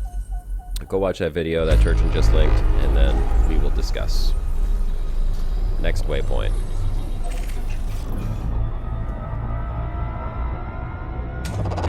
Fuel scooping. Yeah, YouTube video and a YouTube video. YouTubeception. I know there's a way to do it, but I'm just, I can't be bothered with it. I'm too lazy to start fiddling around and messing up the stream and putting some weird windows and windows. I wanted to do that. I had some highlight videos I wanted to put in, and I was like reading, and YouTube has a way to like put in highlight videos somehow, but it's all too complicated for me. I don't really feel like learning new tricks. I just want to live stream and have fun with you guys and hang out and chat and make cool videos. 404 not found? It should be working. Anyhow, let me know if that video doesn't work for anyone else. We'll figure it out. It worked for me. Yeah, exactly, Turgeon. We don't do multitasking.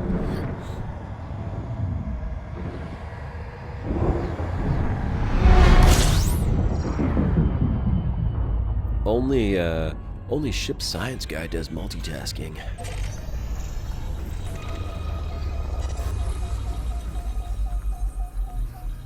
I'm sure he was doing a lot of multitasking, you know, repairing the engines and taking Onion Head at the same time. That's multitasking.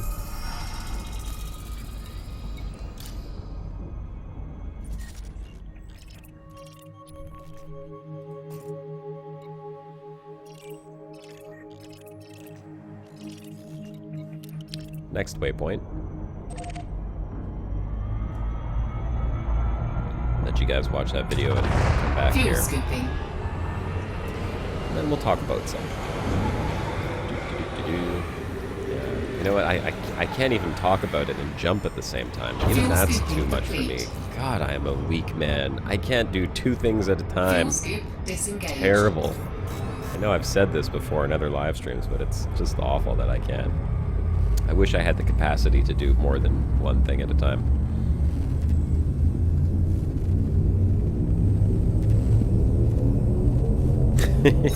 Yeah, 3, right? 2, 1, engage. Alright, landed on this star. Scan the system. We'll talk about SEP. At least I can look and talk at the same time. That's not too hard to do. Okay, so let's stare at this pretty star. It's so pretty. And we'll talk about exploration. Okay, so SEP is one of the player powers, or the minor factions, player minor factions, based out of the Ilu. I don't know, there's like many different ways you could say it. It's kind of like one of those potato things, so the LU system. And basically, they are one of the 5 groups that have been selected to become an actual power as part of Power Play, one of the official galactic powers. Now, SEP is all about exploration. So what they want to do is they want to introduce something that none of the other player powers really have right now, which is benefits to explorers. And that's something that we just don't have. I mean, if you look, there is one galactic power. I'll show you which one it is. I'll show you what the benefits are. Oh, do I have to go to the standing? Yeah, I guess I do. It is this guy, Lee Yong Ryu. Okay, and Lee Yong Ryu. Where is it? Go to pledge. Here you go. At a 5 rating, which is unlocked at 10,000 merits, aside from some really nice credit bonuses and all of this other stuff that works for Power Play, you get a 200% increase on exploration data sale in controlled and exploited systems.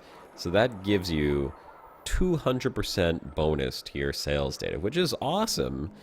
But it means that when you come back, and in order to rank up with this guy, you got to do a bunch of like undermining and whatever. When you come back from exploring for however long you've been exploring for, you need to get 10,000 merits in order to unlock this. And that requires combat and other combat related things, which isn't really something that explorers want to do when they come back from exploring the other side of the galaxy. Is you don't want to take all that data and then go into combat. I mean, it's doable. Dr. Kai did it, and I may possibly consider doing it. Maybe, possibly, because like 200% is like a huge bonus. That means you're getting 300% total exploration data, but it's a lot of work. And that's the only benefit, because if you look at everything else that you get from this guy, it wasn't really that much more. Let's look at what else you get. So you get his medium seeker missile rack that fires drunken missiles. Like, what do you need drunk missiles for? Only Turgid needs drunk missiles. But that's it. So, you know, rank 5, 200% increased exploration data sale controlled. Now, SEP, what they want to do, if they become a galactic power, is they want to be able to decide on some things that are going to be good for explorers. And hopefully the stuff that you get at the lower ranks, you know, stuff that's going to be beneficial. I don't know whether the item you get, I mean, usually it's like a weapon or a mining thing, mining laser. Maybe it'll be frame shift, maybe it'll be better scanners, but this is what they have in mind. They want to be able to help promote exploration and make it more viable for as a career. Because right now exploration just does not have the bonuses that all the other careers have. You know, you can make tons of credits doing everything else. Exploration, you go out, you spend months and months and months, and you come back and you get a pitiful amount of credits, and we don't have any additional tools to make our lives a little bit easier. So CEP wants to create that. They want to become a power. The only thing that you have to do if you want to help support them, and you don't have to be a member of CEP or anything like that. Turgeon can be so kind as to link the CEP Discord. I'm sure you can jump in there. There's also a forum post on the official elite forums for CEP as well. You can read like their mission statement and everything that they're looking to do. But during the dangerous games, all you have to do to help CEP become a power, and this is also going to show Frontier that there are a lot of people interested in exploration, and I'm sure everyone in this channel appreciates exploration in a way that, you know, the rest of the people doing combat and trade don't really understand, is, you know, you go and you participate in the community goals, and if you help CEP with the community goal, that will help them to win. That's all you got to do. So when you see the dangerous games start and the community goals become active, all you have to do is help CEP with their community goal, and CEP can become an actual power, and then all of us can benefit from that, because that's what we're after, right? We want to have better tools for exploration. We want to have a home to say that this is our place we can come back to and really benefit from being an explorer. So I support them. I hope you guys all will too, and just keep them in mind once the dangerous games go live. That's what we're Turgeon became Josh's bitch. Oh no, Turgeon ain't my bitch, but he could be if he wants to. That's what I'm asking you guys. If you want to support CEP, just go out, help them in the community goals. It's something I'm unfortunately not going to be able to do because I won't be back in the bubble in time for that to help. So I'm asking you guys for help, to not just support CEP yourselves, but to help me support CEP through you guys. So just keep that in mind when dangerous games go live. Join us, join us, join us. Yeah, that's my brainwashing right there. And if Turgeon wants to add anything in there, by all means. If anyone else who's participated or read about CEP or is aware of them wants to add anything else in there, please go ahead and do that, because my brain's having a hard time with the thinking stuff right now. Thinking bad.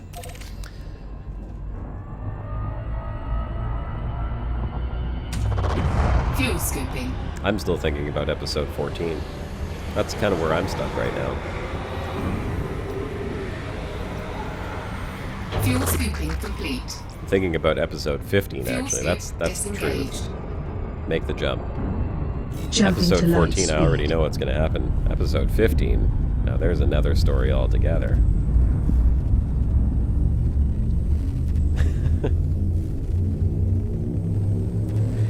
CEP Discord link. Turgeon, have you checked in the CEP Discord itself? Like under the welcome? No, of course they wouldn't have it in there. That doesn't make sense. If you're in there, you already have it.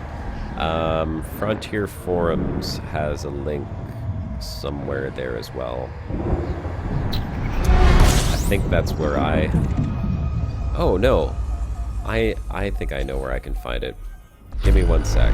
I'll just open up my Discord because Astromiko sent it to me. I have it under her chat. Got it right here actually. Let's see. Astromiko. Scrolly. Here we go. I got it. Copy and paste. CEP Discord, folks.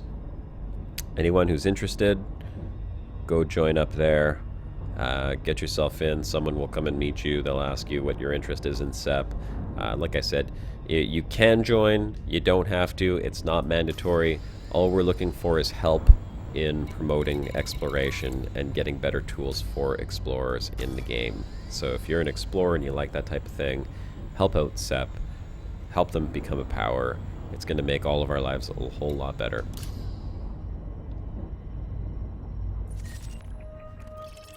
And they're a funny bunch of guys, too. I gotta say, it was fun working with them. What do we got here? A couple of stars. What is that? Is that an ice world? Yes, it is. Big ice world. 35 Earth masses. Ginormous ice ball.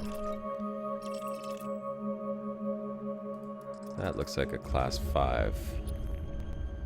Yeah, it's big enough. You know, I'm gonna scan that class 5 just because. That's a class 3. Yeah, they got some pretty big rings on these.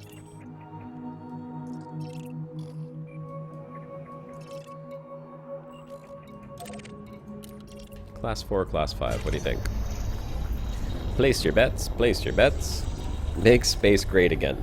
Darn right.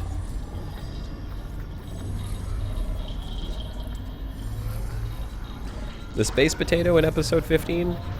That's a possibility. Don't think Turgeon's too far from me right now. Hey Turgeon? How far away from you are we? I mean, how far away are we from each other right now? I don't think Turgeon's online, actually. No, he's not. Class 4. Oh, darn it. I thought it was a class 5. Well, if anyone said class 5, you win! I mean class 4. See, this is how good of a multitasker I am. Start flying, I can't even think of what I said 5 seconds ago. Terrible. Sit down. Fuel scooping complete. Make the jump. Fuel scoop disengaged. Jump into light speed.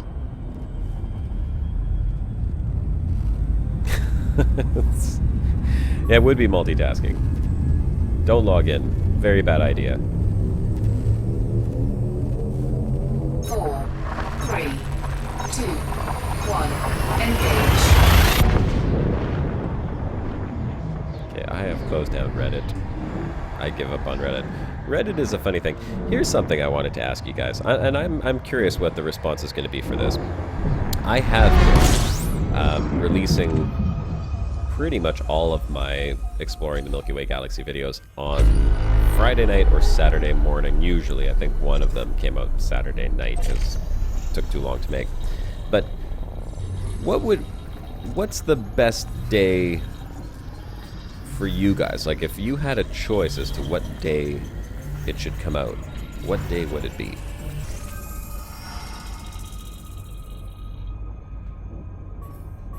Okay, John. Have a good night. Thanks for joining in. We'll see you maybe next week. So my question again is, what day would be the best day for a video to come out for you guys? And why? Like, if you have a particular day, why do you think that day would be the best? Next waypoint. So I am curious as to the Fuel why. scooping. Just to see what those responses would be. Fuel scoop disengaged. Make the jump. Jump into light speed. And then once we have that question answered, then I'm going to ask another question as well that's also related to the live stream. 4, 3, 2, 1. Engage.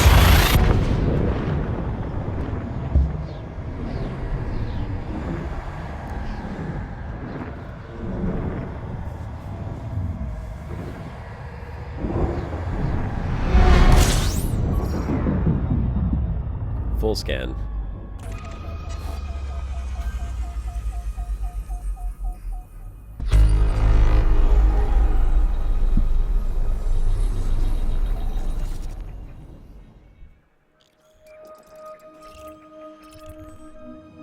Hey, look, we got a water world.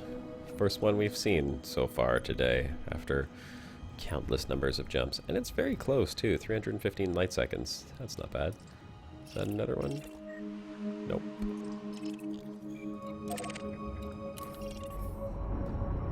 scan that one.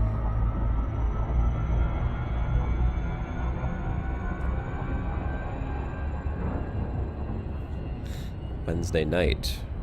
Something to look forward to on Hump Day. Okay.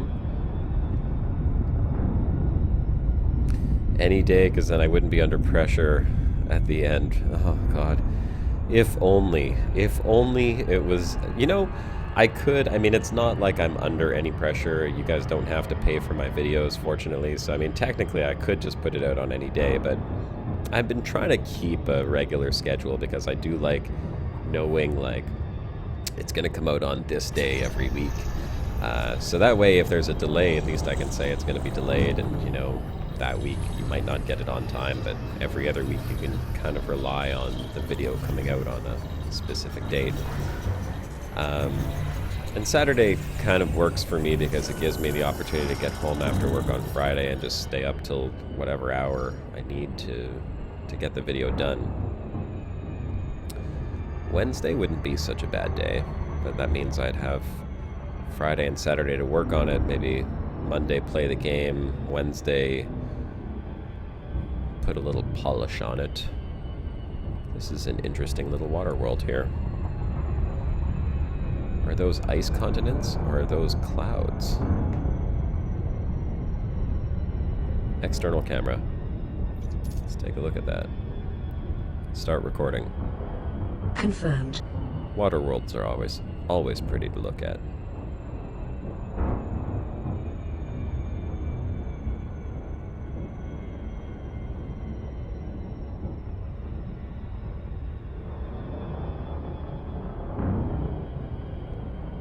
Stop recording.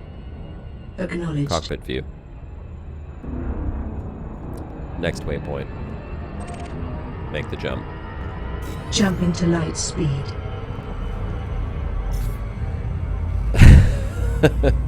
Paul humps on Thursdays. Stick to Sundays? Oh no, Sundays is for the live stream, Paul. 4, 3, 2, 1, engage. Yeah. Well, you know, uploading them when they're done is always the easy way out, but not having a deadline makes me feel like maybe I don't have to do it as well, because then I'd be like, well, I could just wait and put it out tomorrow or the next day.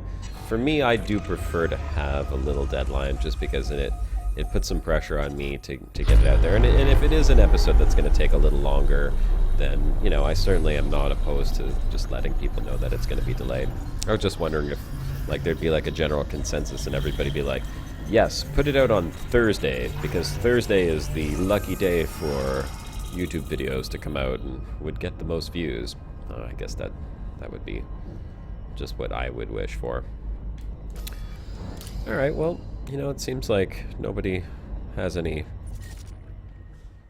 crazy reasons for it to not come out on Saturday, I suppose, so just keep doing my Friday or Saturdays and seeing what I can do with that. Too bad we're not finding anything particularly interesting here. Let's see. We're 3 jumps away, so we've almost done 1,000 light years today. That's good. I'll pop another 1,000 in there and keep jumping. Next waypoint.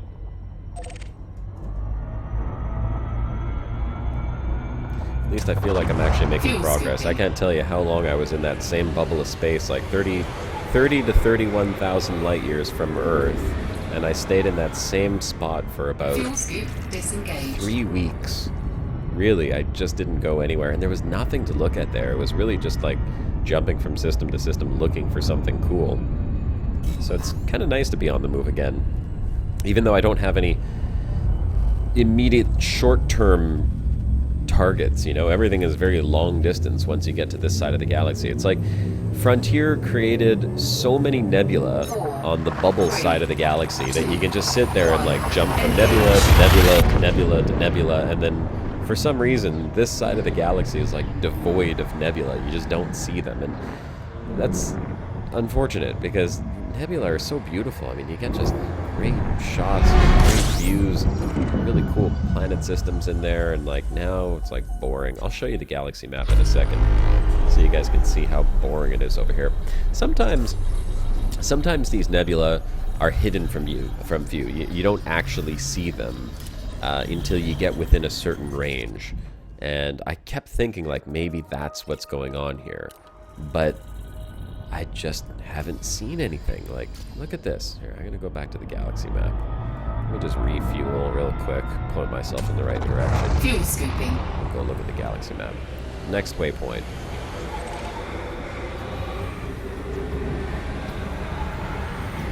See how boring this part of space is. I mean, like, boring on Fuel a scooping complete. ginormous galactic scale, of course, not on an individual Fuel scoop star system disengaged. scale.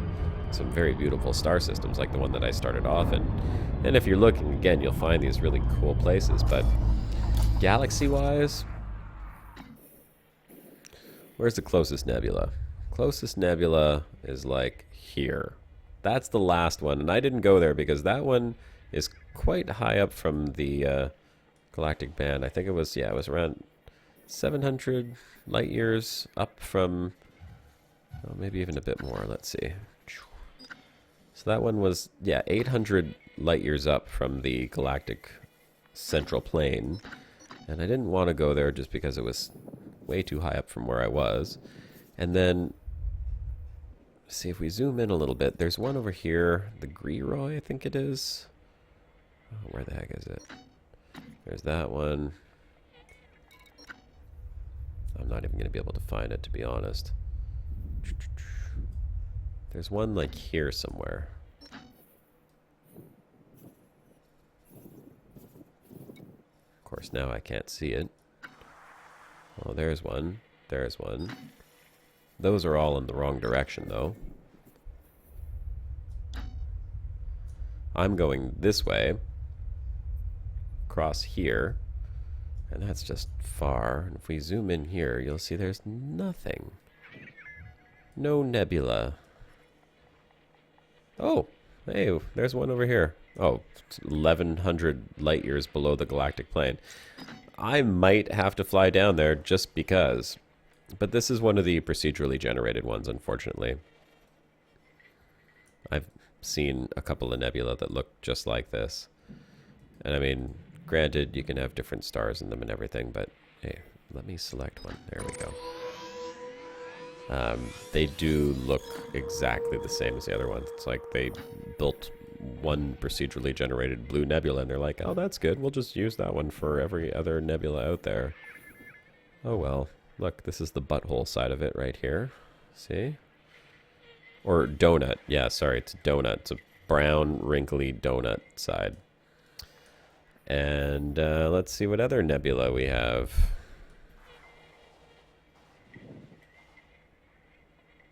Nothing. Sometimes you just have to be close to them for them to pop up, but I've spent a lot of time looking around here and haven't really found any cool astronomical objects to go looking at, so. And planetary nebula, or someone, what did you call it? System nebula, Black Ixo. Yeah, system nebula are by far the coolest ones, but they are also a lot harder to spot. This one here, what's this star sticking out? Why is this star so bright?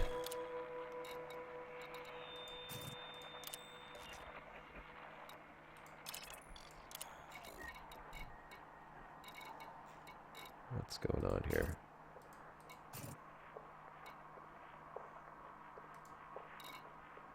Why am I showing trade routes?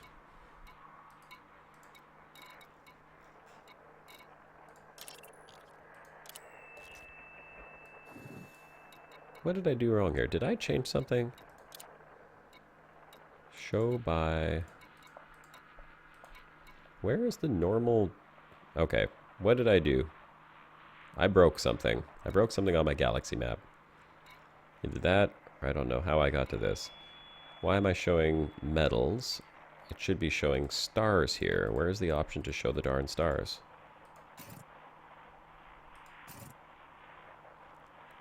Tell me what I did wrong here. Someone look at my galaxy map and tell me what exactly I'm looking at.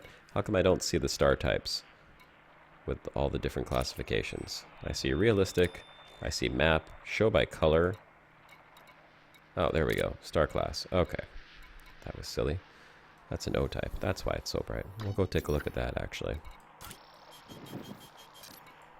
There we go. O-type stars are always nice. Make the jump. Jumping to light speed. Thank you, Nash Talk. The hangover is real. It's not one of those hangovers where I'm like in pain or anything. It's more of like a tiredness thing. Like, you gotta understand that last night at 2 o'clock in the morning, I had, oh, I don't know how many people were here, but I don't know how many people ended up staying over either, because like I had what, 3 people sleeping upstairs, 2 people, so I had like 5 people stay over at my place because they were too drunk to go anywhere. And at 2 o'clock in the morning, they're just opening up a bottle of whiskey and started taking shots. And I was already tired. I don't stay up that late normally, and I'm not a drinker.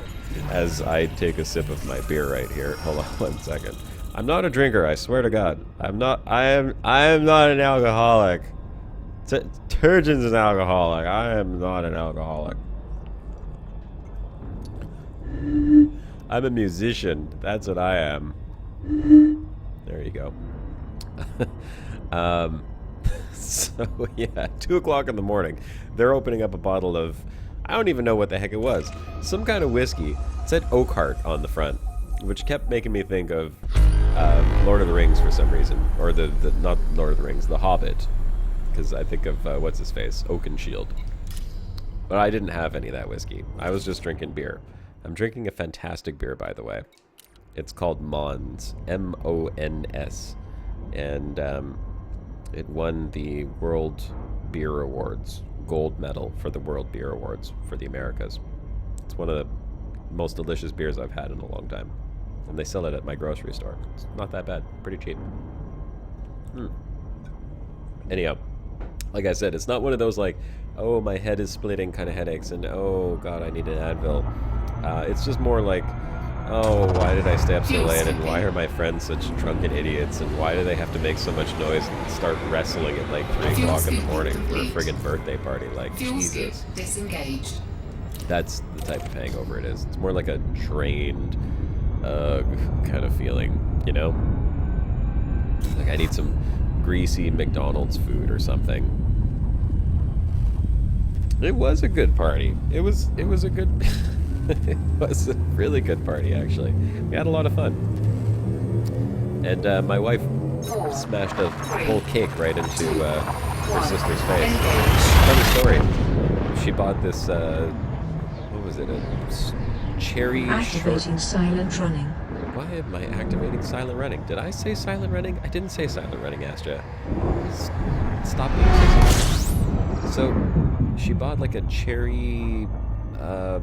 shortcake or cherry cheesecake. I don't even know what the heck it was. Some type of delicious cherry cake, and it looked really amazing. At like 1 o'clock in the morning, she picked it up, and I don't know what happened because it all happened upstairs, but I just know that the cake fell.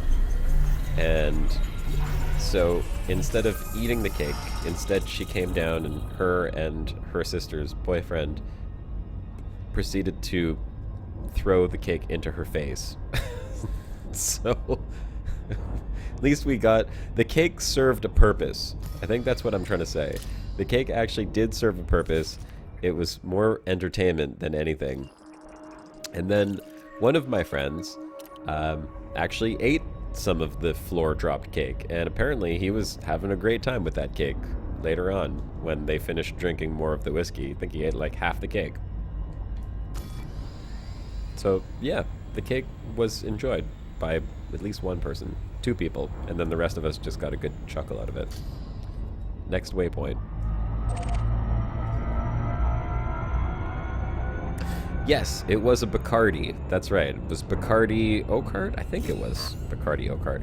We, me and the 2 of the guys that were over last night, once in a while we'll do like a boys' night and be like, all right guys, let's get together and let's get drunk. And usually we play Diablo or like Guitar Hero or something and think we're rock stars.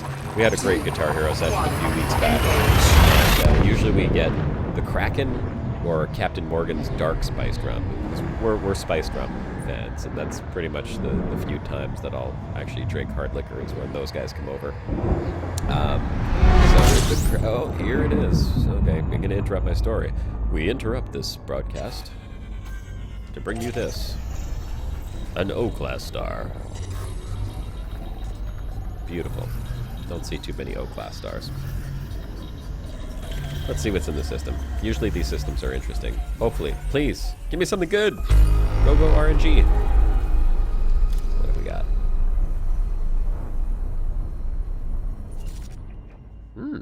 Protostar? There we go. It's a star orbiting a star. Orbiting a star. Orbiting a star. Orbiting a star. Starception. A little bunch of little stars here. They're not that far off, actually. You can tell from their little moons or planets orbiting them. I wonder what this one could be. 7,000 light seconds out. My god. Why do they do this to me? Orbit there.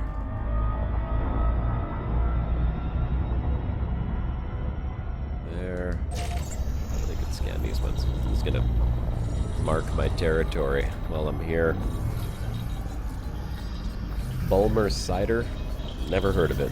Sounds delicious though.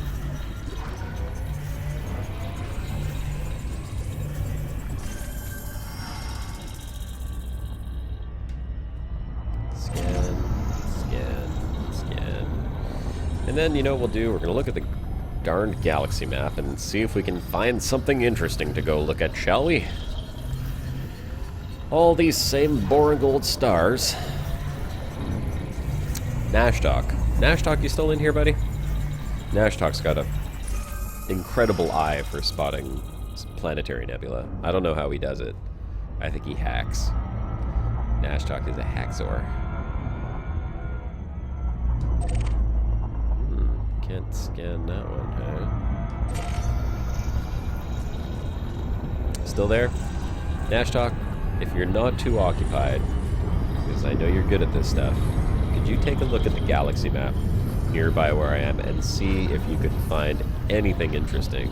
I don't know how you do it, man. You got some eagle eyes. I should promote you to Hawk Flock Eagle Guard. That is your new official title.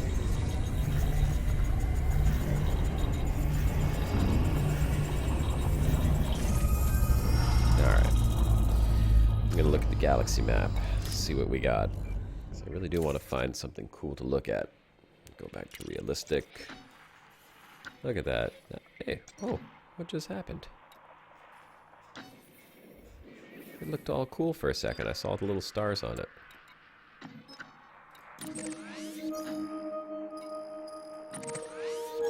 Why? Don't let me select.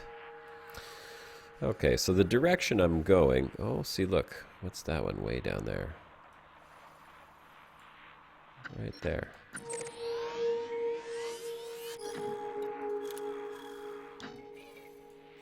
Usually, how I select stars that are interesting is you can compare them to the background stars. I gotta turn off grid view for this, though.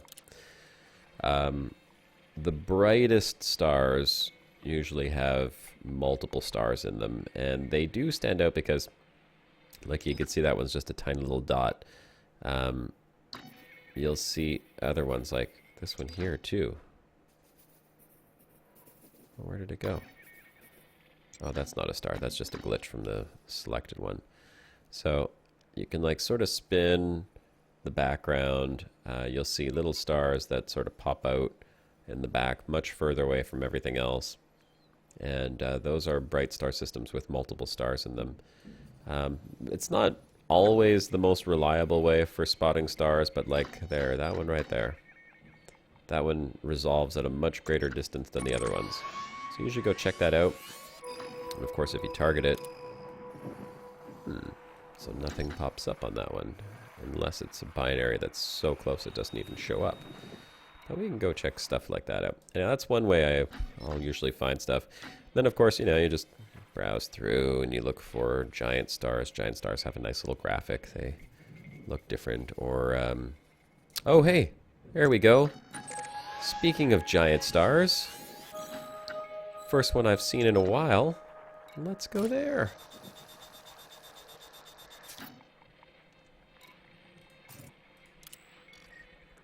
It's not a...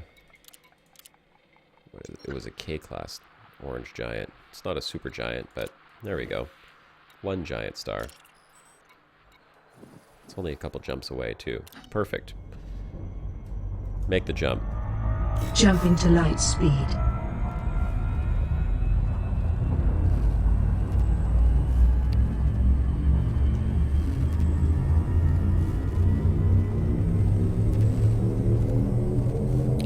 Do you think they'll ever animate the ship's computer screens on bigger ships? I sure hope so. You know, because with multi-crew, the people sitting at the other screens are going to have to do something more than just navigation.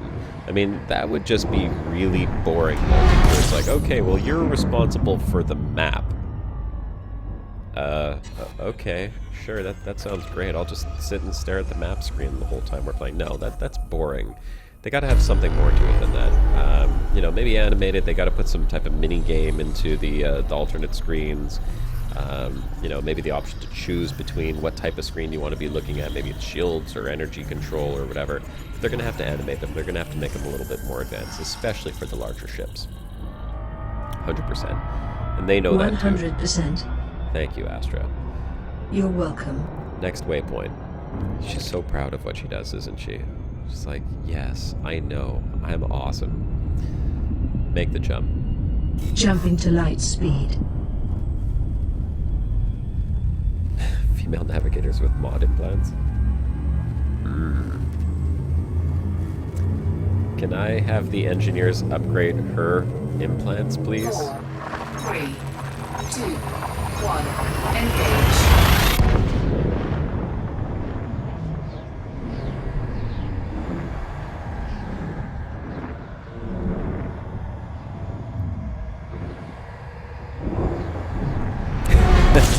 Ship science guy would be a great job for multi-crew, Turgeon.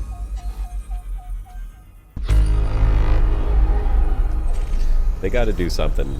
I don't know what they're going to do, and I certainly don't have any idea as to what they plan on doing for it. I mean, we can speculate, but they have to make it a bit more interesting. Otherwise, people will not find multi-crew all that interesting at all. The ship-launched fighters, that's cool. But, I mean, what's a ship-launched fighter going to do for you if you're exploring, right? Sure, someone could be navigating and plotting courses, but you can also do that all by yourself just fine. And, okay, granted, it would take a little bit of time away from, you know, well, you're jumping from star to star and scanning planets. Someone could be looking around, but it doesn't need to, you don't need to have that much time invested into it to have a second person to do it. So they got to add something more that's going to be interesting to all professions. I just don't know what that's going to be. I don't think Frontier has a full idea as to what that's going to be. They probably have some core concepts, and that's going to get expanded on as the seasons progress as well. But for the start, I think people will just be happy with having someone sitting in there and being able to group up and play together. We'll see how it goes. It's probably going to be mostly combat related at first, though. That's my guess. It'll be mostly combat related. 4, 3, 2, yeah, Star Citizen has... I mean, Star Citizen is really being built around that being a core feature. Multi-crew, of course. But, you know, they're also multiple years away from releasing a game, so who knows where Elite will be by that time. Here's our giant star. Let's see what's in this system. Target. Targeting. 36 objects, eh? Well, don't see too many giant systems with a lot of astronomical objects. What do we got? We got a... Oh, that's interesting. Are these... Wow. They're actually quite close to each other. That'll be really cool to go look at. Let's see what the details are on these. Big ring system, big ring system, big ring system. Large mass gas giants as well. With regular-sized moons. Another one over here.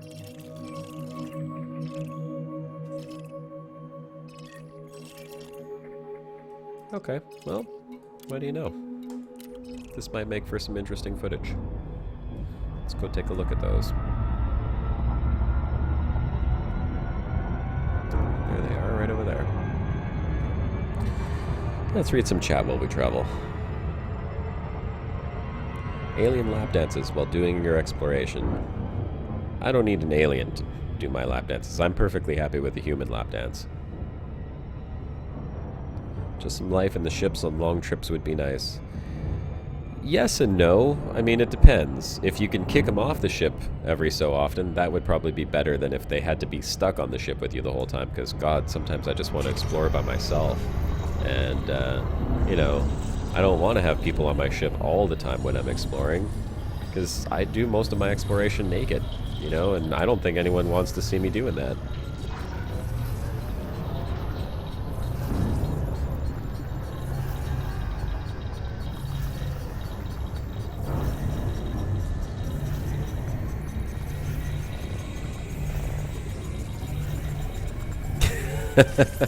Well, yeah, I'll just have to empty out the first escape pod so that I have room to put someone in it.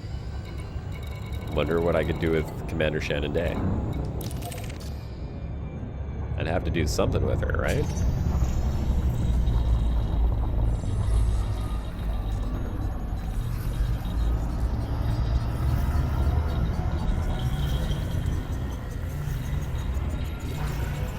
I will take a look at that, Nash Talk. Thank you very much. See, this is why you're getting promoted.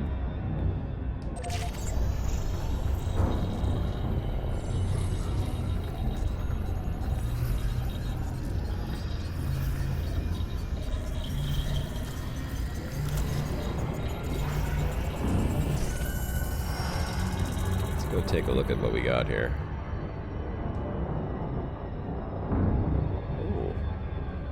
This little moon is rather close.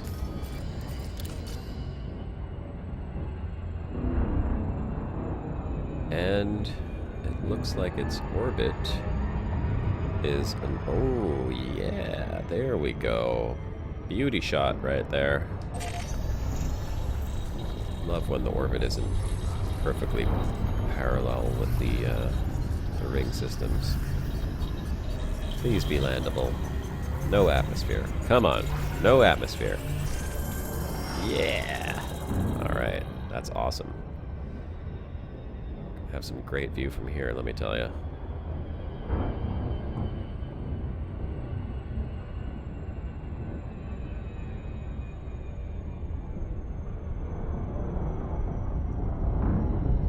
First, let's take a look at this planet.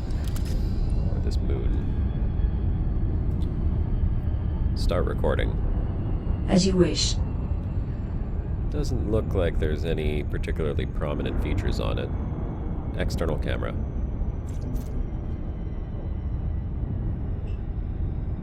But look at that giant star. 1600 light seconds away. It's huge. Huge in the sky. Very rare that you get giant stars like this that actually have cool systems to go and explore. So I'm really happy that this one here actually has a little trinary system in there, those 3 gas planets, with this somewhat ordinary little moon. I see a deep impact crater there. It's got a dark shadow on it. But look how cool this is. It's completely offset from the ring system's rotation, so you get a really cool view of the planet here. This will definitely not be in one of my videos. Don't expect to see this ever again. That's not at all why I'm recording it.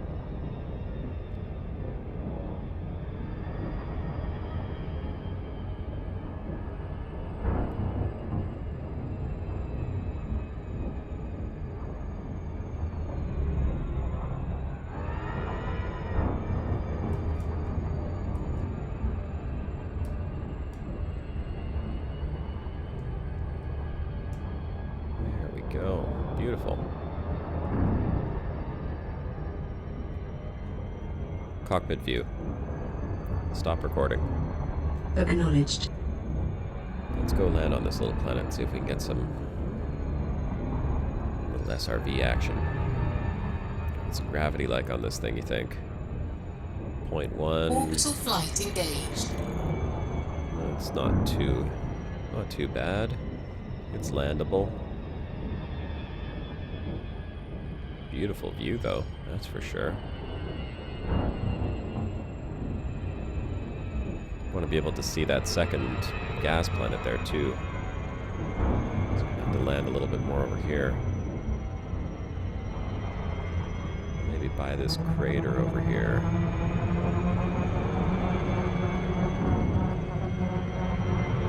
Yeah, there we go.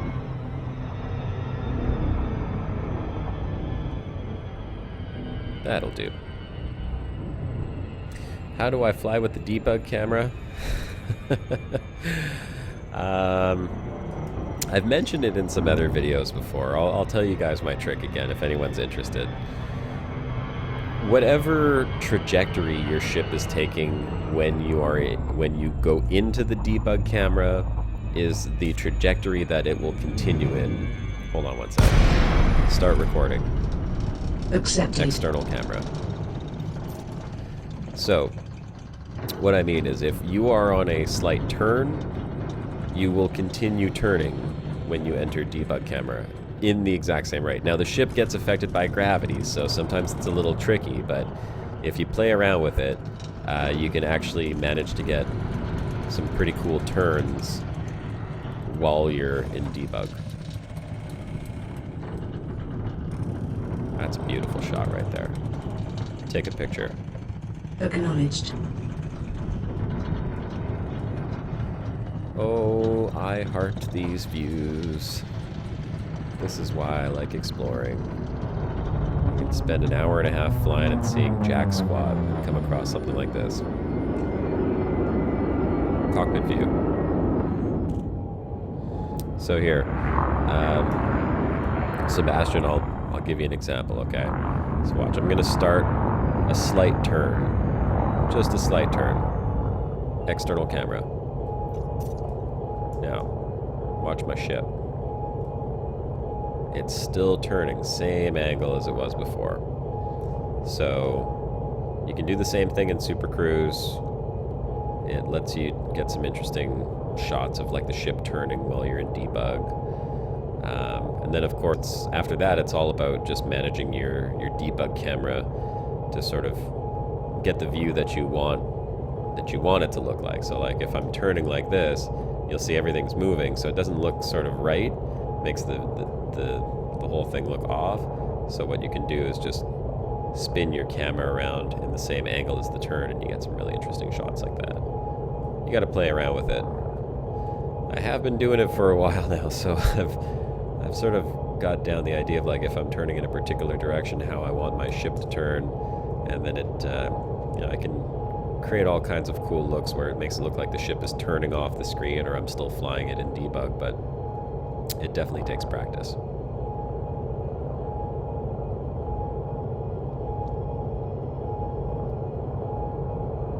Stop recording. Okay, Cockpit executing now. Oh, too bad the giant star is on the wrong side of all of this. It really is too bad. I'd love to get all of that in the same shot. How could we do that? Is there any way to do that, you think? External camera.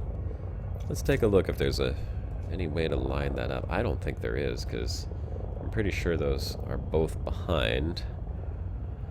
And it's very unlikely, although we could go take a look. If that other planet over there behind has another sort of moon in a similar position to this, we would be able to get both of these planets in the shot along with the giant star. So I'm probably going to go take a look at that. I might come back to this planet after, though, because that giant star in the scene would be gorgeous, but at the same time, this whole view is absolutely stunning. You know what? Let's go check out that other planet real quick. It is pretty close. Make the jump. Jumping to light Frameshift drive speed. charging. We'll go take a look, and if anything, we can turn around and come back and 4, check this one out again. 3, 2, 1. I could Engage. wait for the planet to do a half orbit, but that could take a lot longer than I have to spend here. You know, if it was on like a super speedy orbit, that's a completely different story altogether, but, you know, some of these planets orbit in several days, and usually I don't stay in a system that long. So I don't think that's going to be an option today, unfortunately. But I'll definitely go check out that other planet right over there and see what we got. This is a really pretty little moon, though. This is exactly the type of moon that I like to land on. It's just too bad it doesn't have any like really distinctive mountain ranges or features, or that it's not on the opposite side of the planet, because then we would get the giant star in there as well. But we'll go check out the other giant star that Nashtok pointed out in the chat, and see what we can find from that as well. Maybe we'll get something just as cool over there. Let's turn the orbit lines back on. It looks like it has a couple moons. It's kind of hard to tell if those are stars or moons. It has one moon, for sure. That's the only one I can tell.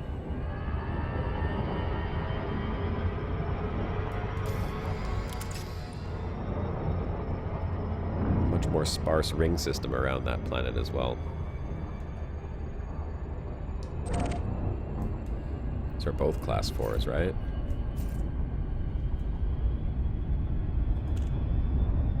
Target. Target locked. Yeah, they're both class 4s.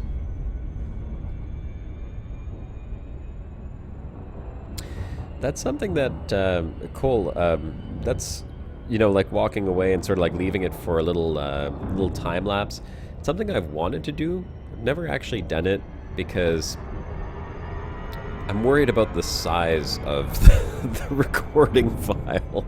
You know, I'll do like 10 minutes recording and it ends up being several gigabytes. I'm worried that I might just like walk away, forget all about it altogether, come back a couple hours later and like fill my 2 terabyte hard drive. I don't know how well that would work. Because then I'd want to keep it and I'd have to go through the whole thing and find a way to keep that on my drive and just be a pain in the butt. Let's see what we got here. These are orbiting parallel to the rings. Yes, they are. But there's one moon on the opposite side. And it looks to be relatively close to the rings, so I might actually be able to get a view from there of both those planets and the giant star in the background. That is a very, very sparse ring system, though. Let's see what it looks like.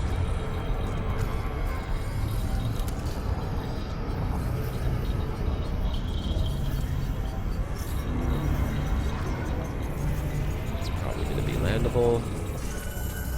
It's not. Oh well. Okay, well, we can't land on that planet, unfortunately. That's too bad. I was hoping we would be able to land on it because I have a feeling if we turn around this way...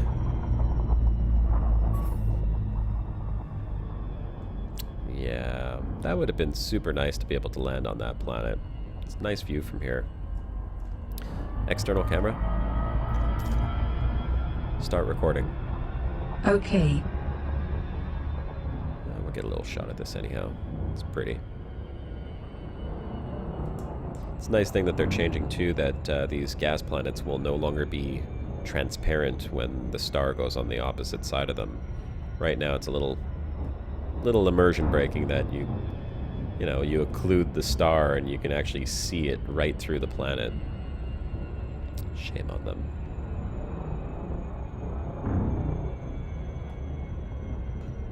Alright, so we can't land on that planet. That's too bad. I can check out the other 2 moons that are here, though. But we're not going to get the greatest view from them, unfortunately. I think we'll have to go back to that other one, check it out one more time. Take a picture. Confirmed. Cockpit view. Let's see, where are those 2 other moons? Where are we right now? We're here. Let's see if either one of them is landable. It doesn't really matter, though. Even if they are landable, I'm not going to be able to get that planet and that one in the shot, along with the star. Oh well. Let's go back to that other one. Maybe I'll jump out in the SRV for a minute, see if I can get a cool screenshot from the ground. May as well scan these moons since we're here. Nothing wrong with that. Hi, Resender. Welcome to the stream.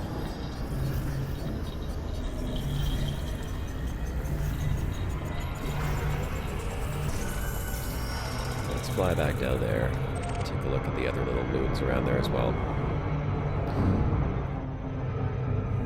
At least we got a beautiful view from there. I could see if this other moon on the opposite side of it is landable. I won't get the second planet in the shot, but at least I can get the giant star in there. Stop recording. Confirmed.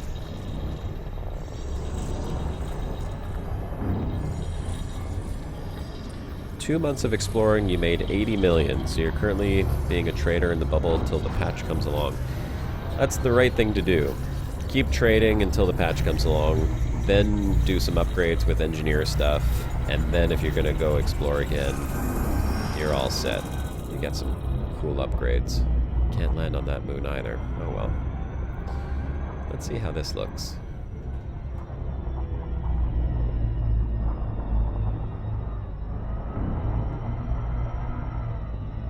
Ooh. That's a cool shot, actually.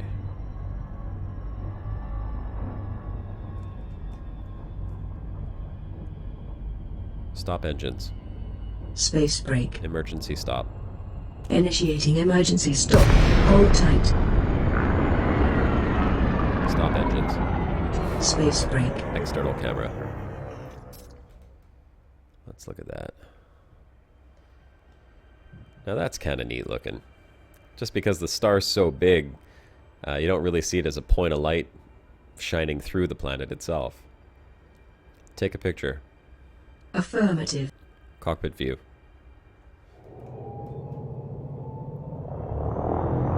Flip my ship around here. Which one is that? This planet? Nope. This one? Nope. Well, that'll do.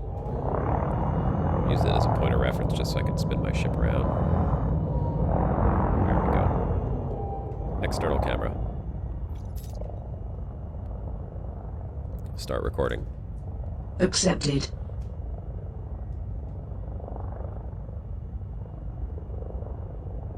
Yeah, that's neat looking. Take a picture. As you wish.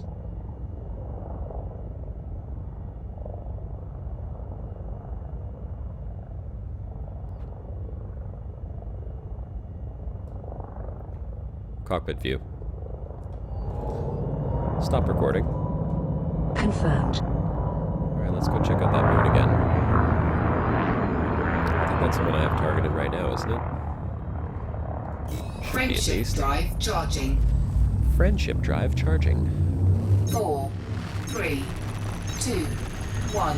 Engage.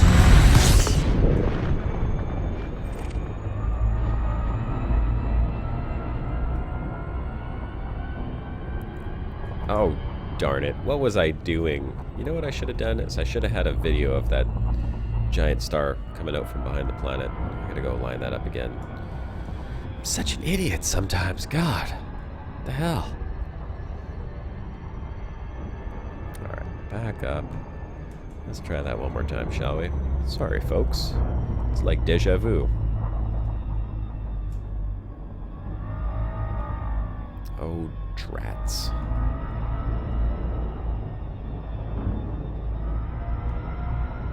Let's see if I can get that lined up the way I had it just before.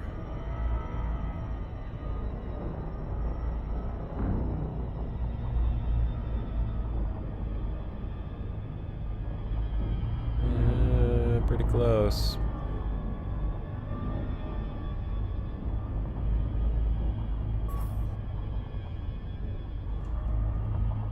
A little bit more. A little bit more. A little bit. Oh, there we go. Okay, now, let's try that again, shall we? Start recording. Acknowledged. external camera.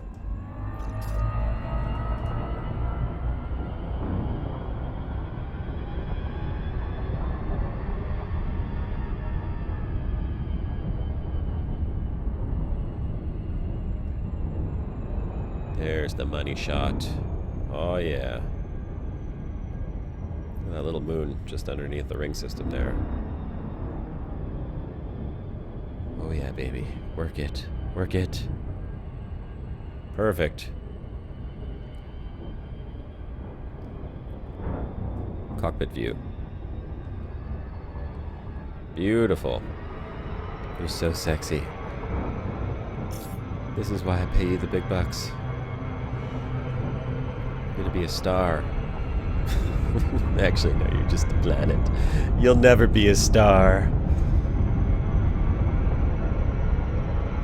Crash landing? Oh boy. Orbital flight engaged. And fail. I really hope Jacques Station is going to be there. I'm telling you. This is why I'm not supposed to ever fly while I'm live streaming. Why do you guys let me do this? We should just, like, talk during the live stream. I should not be able to fly at all. God. Yeah. Thanks, Nash Dog. Thanks for keeping track. Really need that. Stop recording. Astra, stop recording.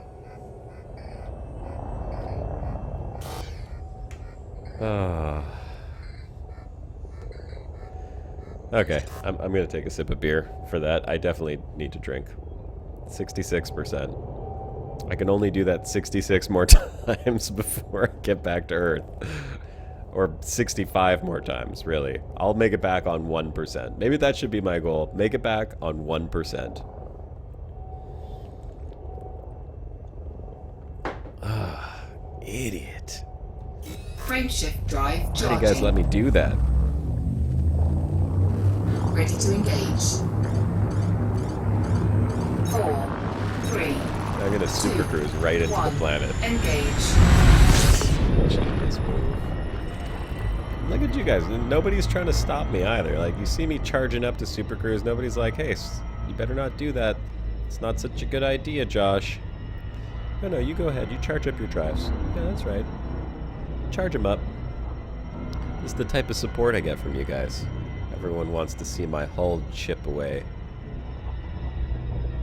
Is it just me, or is there like a face?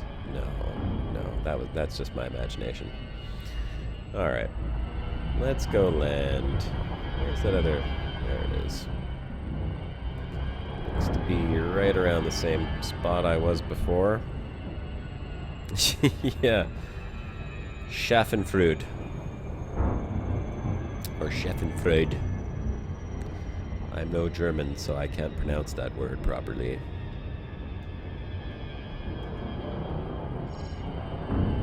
Let's see. Maybe we'll put the ship down right over here in that big old crater.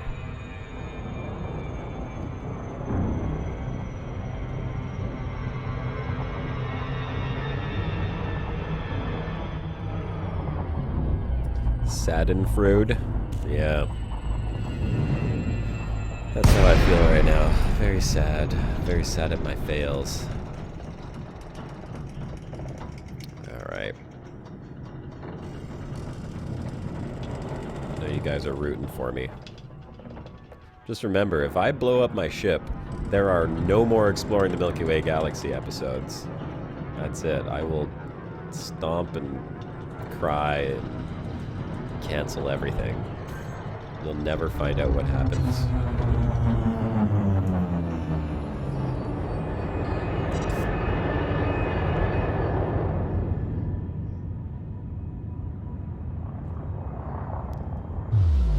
Let's make our way down here, shall we?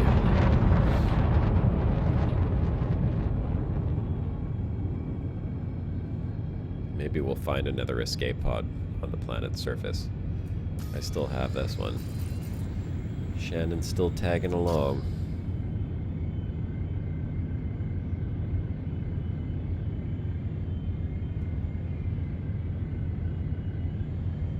Wow. This crater looks a lot cooler up close than it did from orbit. I want to go in there now. Don't know why. I'm drawn to it for some reason. The terrain textures in 2.1 are amazing. This whole landing on planets thing is just going to be a million times better. The tire tracks are cool too.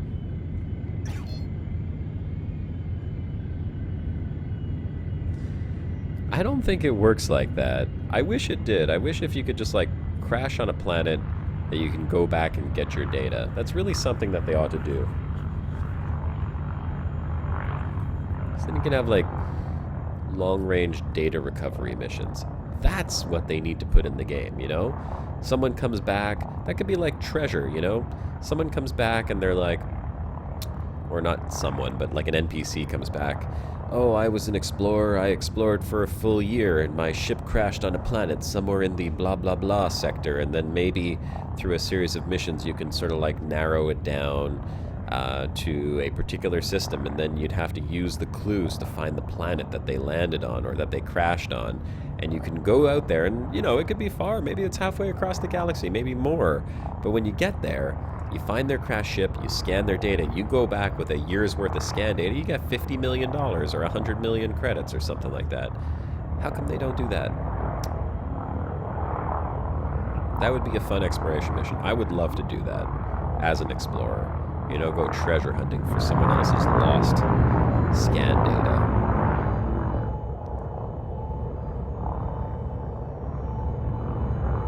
Hey, Ghost. Welcome to the channel. Deploy landing gear. Deploying landing gear. Lights on. Lights on. I gotta check the chat here in a second. Let's just land the ship.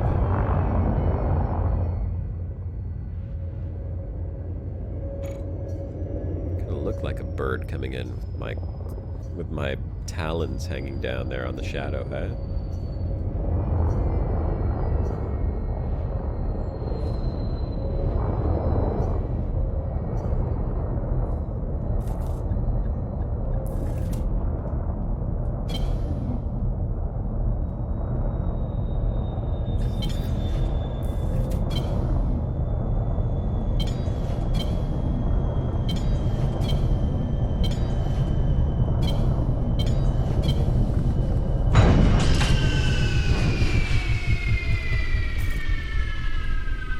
Doesn't that sound great? Thank you, Wolfgang. I should petition Frontier. This is what I'll do. I'll petition Frontier for adding in missions like that, and then when I put it on the Frontier forums, you guys should go upvote, or I'll put it on Reddit. You guys can go upvote it. Because I think that's a really cool idea for like long-range exploration data recovery. That gives explorers something that we can do as well, and we can set goals as to where we're going to go.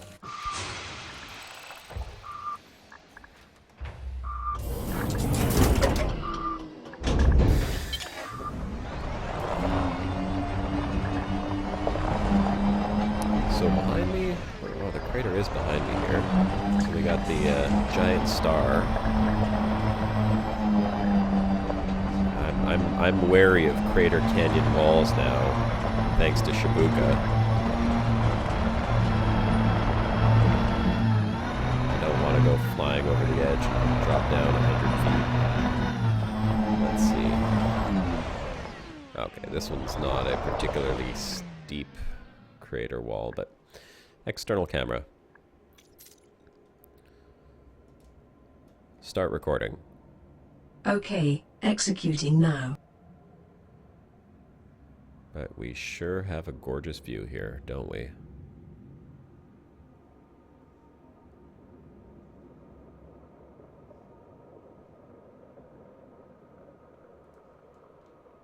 Hold on, I gotta line up a screenshot here.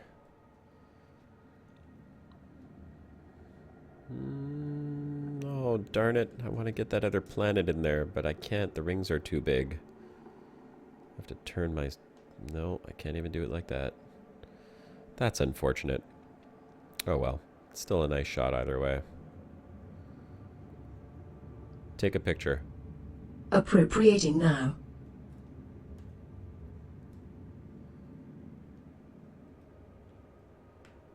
Take a picture. Confirmed. I gotta be careful. I submit a picture to Reddit and the guy's like, that's a great photo, except there's a spaceship in it. Like, really? Oh man, look at that. There is a spaceship in it. That spaceship totally ruined my space photo. Idiots. Cockpit view. Oh yeah, that's true, Turgeon. Thank you. Zoom out max. Increasing sensors to maximum range. Hey, there's a good tip. You know, I usually use the sensors just when I'm in like asteroid belts. I don't usually use it for surface recon, but that's a great idea. I never thought about that. Of course, there are many things I haven't really thought about. Wow, I can see I'm like super far from the edge of the canyon now. The crater rim. Yeehaw!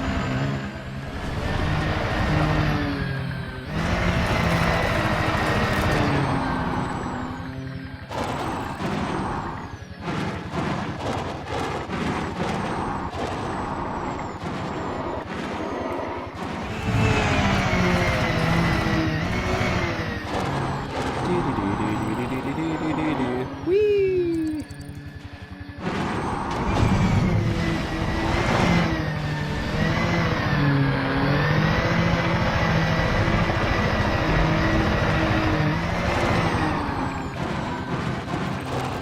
That was a flip. I flipped. Took a little damage, but I flipped.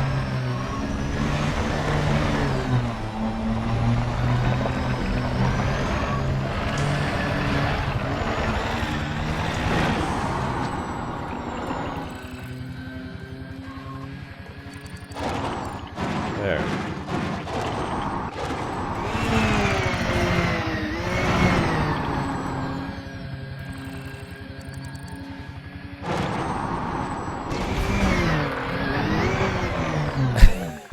There we go. It's a couple of flips.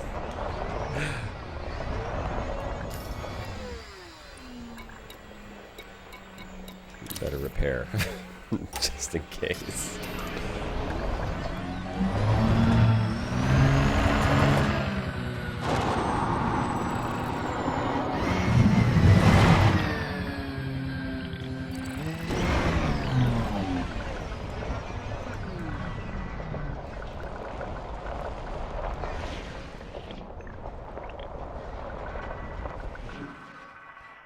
Let's go see what this single bar is. So, find one little mineral, then get back to the ship. Do a few more jumps. And about 20 minutes left to live stream, so it's such a nice planet to drive around on that backdrop. Like, oh man.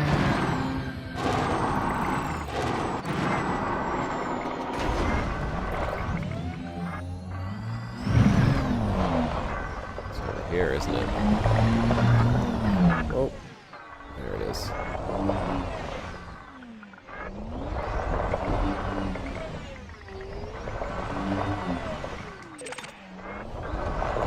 What do we got here? Mesoderite. Oh, why is my... You know, this is something they really need to fix. The damn sliding, sometimes it just... Ship keeps going in random directions. Nickel and carbon. Deploy cargo scoop. Deploying cargo scoop.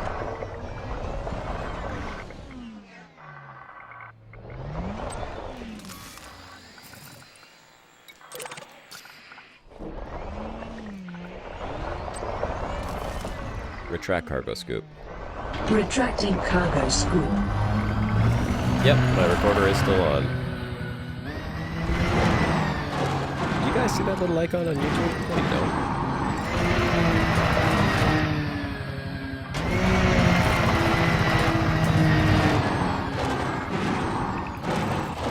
There it is. Uh-oh.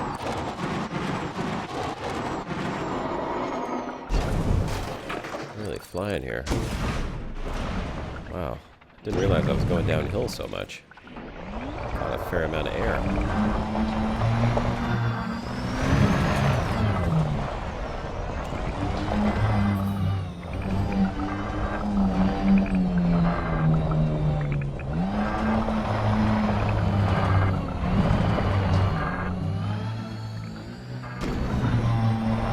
Where's that rock?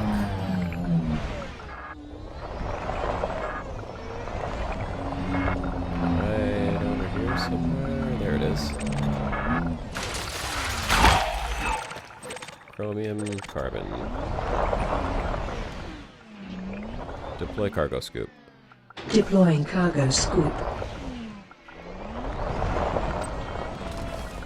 Retract cargo scoop. Retracting cargo scoop. Guess my ship flew off, didn't it? Yeah, it did. Stop recording. Affirmative. External camera. Start recording. Affirmative.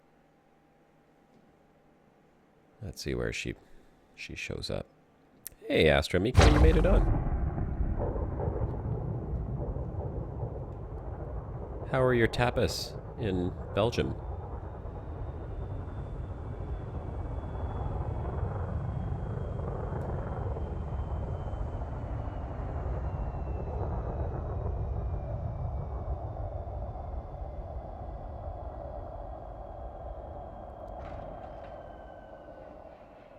Cockpit view.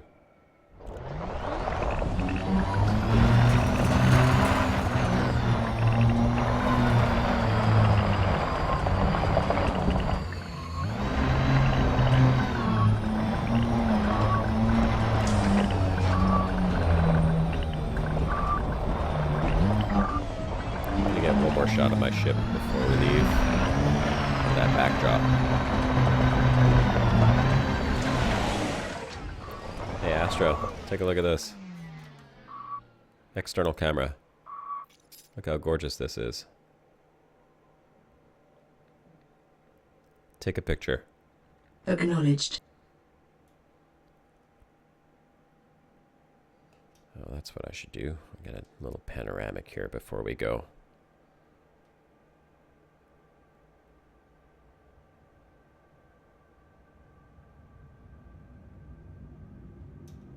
Oh, darn, I hate these invisible debug camera walls.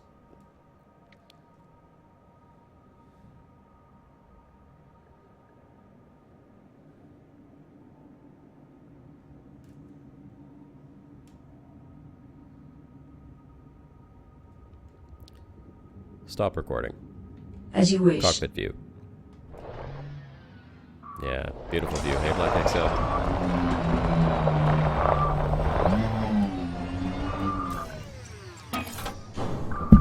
Oh. That's the sound of me hitting myself in the face with a microphone. Something I should warn you all against. Try not to do that. It's not fun. Why is this thing swinging around so much? The microphone's got a life of its own.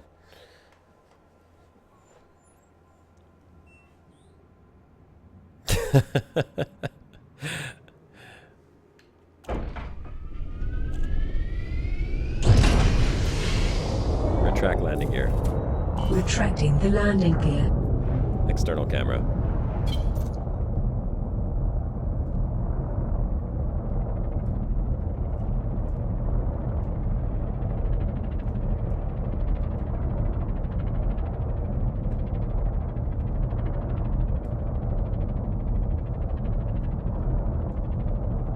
There's no way for me to get both of those in there. Oh, wait, if I angle it just right. Maybe, possibly. Hey, there we go. Take a picture. Appropriating now.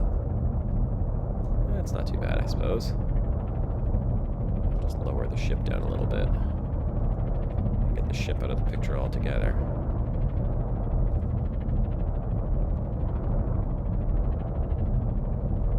Take a picture. As you wish. Cockpit view. Sweet. All right. Oh, hey, let me plot a course real quick. Stop engines. Stop engines. Stop all thrusters. Nashdock, I know you put that other giant star in here, but I'm scrolling through chat and I don't know how far back that was. Any chance... Oh, here it is. Got it. Copy. Okay, let's see where that is. Maybe I'll have time to go there too.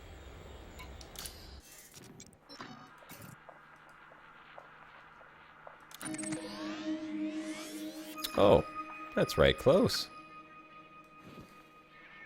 We definitely have time to go there. 41 light years. I may have to spend a bit more time exploring this area when I have some free time.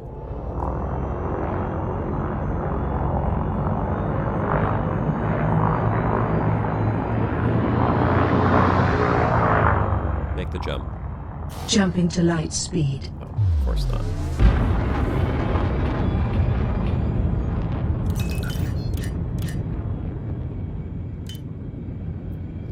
Make the jump. Jumping to External light camera. speed.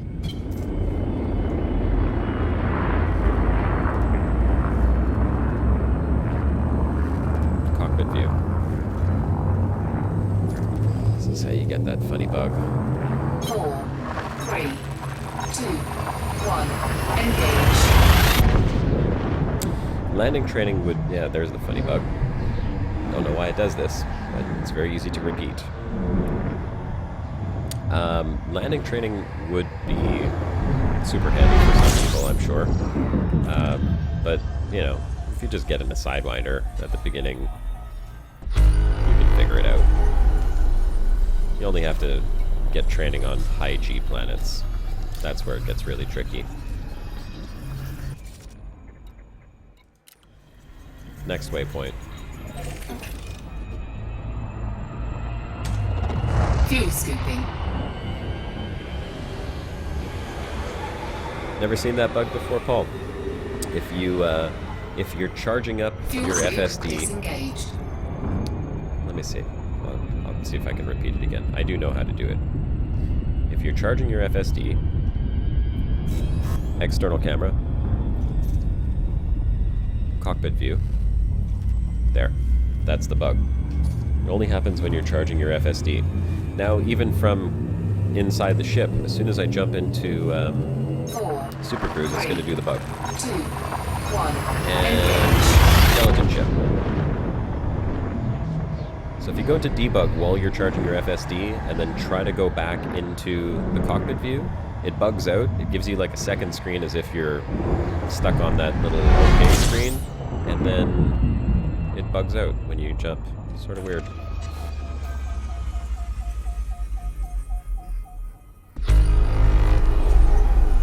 Oh, Astro, you are very welcome, and I hope that I can get you back on the stream again another time. It was fun having you on, and it was fun flying in a wing with you guys. Ooh. Ooh. Oh, another pretty system. This makes me happy. Not too many pretty systems like this. Alright, you know what? I'm gonna refuel against a giant star, which makes me nervous, but... Fuel scooping.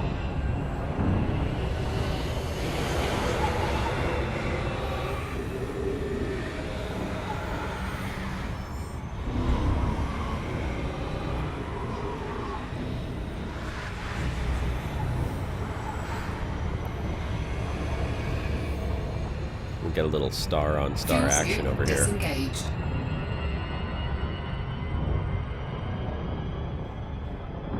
Let's go see what this one looks like, shall we?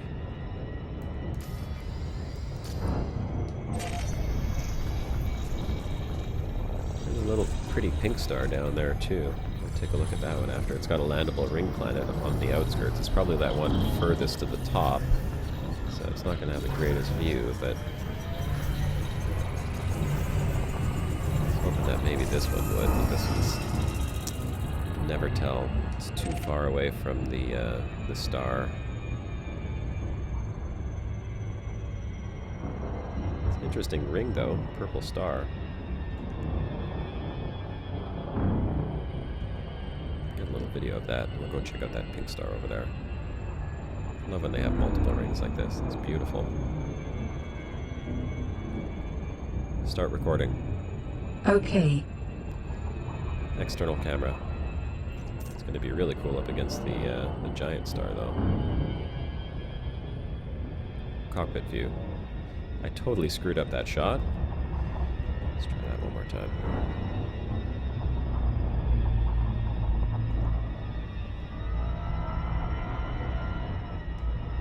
Line this puppy up nicely here. Stop recording. Acknowledged. There we go. Start recording. Preparing now. External camera.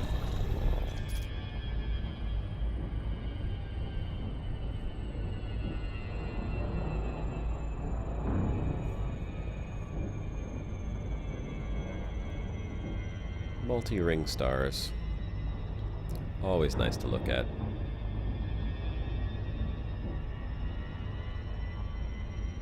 As long as you don't crash into them. Up close and personal is not so much fun. Something you gotta watch out for, though, Cole, when you are doing this external camera thing, it really gets tricky if you're flying in an orbital pattern when you get close to ring systems.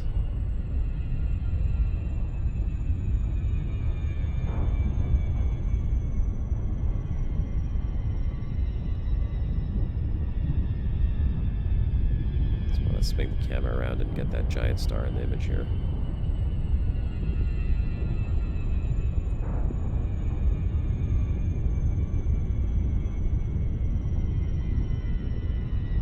No.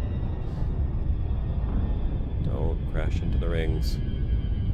Cockpit view. See? That's what's gonna happen there.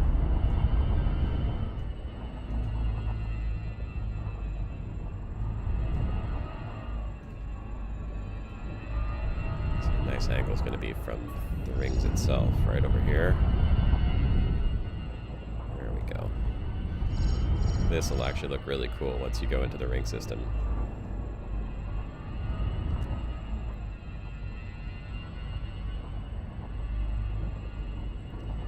I'm in the shadow of the star. Trying to turn slowly, but yeah, turn slow, way too slow. Here we go. Let's go down right here. Careful, careful. Don't want to take any more damage. There should be an easier way to approach these ring systems.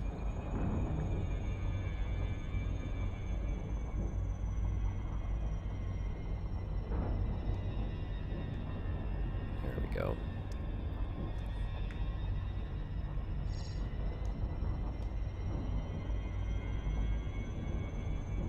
External camera.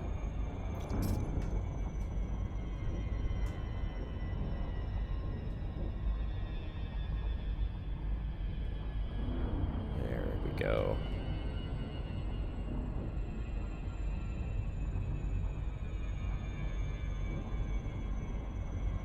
Hey. What happened to the rings? Did they just vanish? Seriously? Ruined my shot. Cockpit view.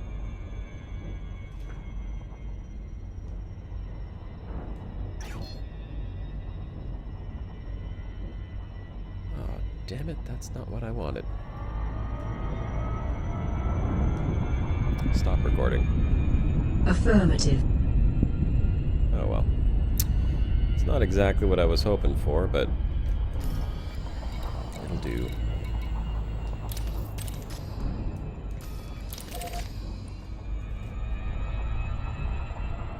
Let's see if I can go to that little ringed planet right over here. I believe this one was a ringed planet, right?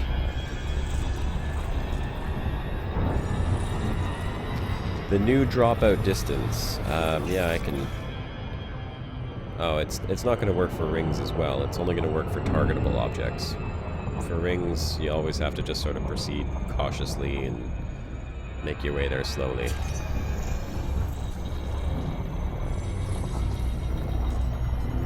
Ghost, do you go into the galactic core? I wish you the best of luck, my friend. Someplace I have not yet gone. I'll be doing that on my return trip back to Earth. I thought this was a ring planet. Didn't it look like a ring planet on the system map?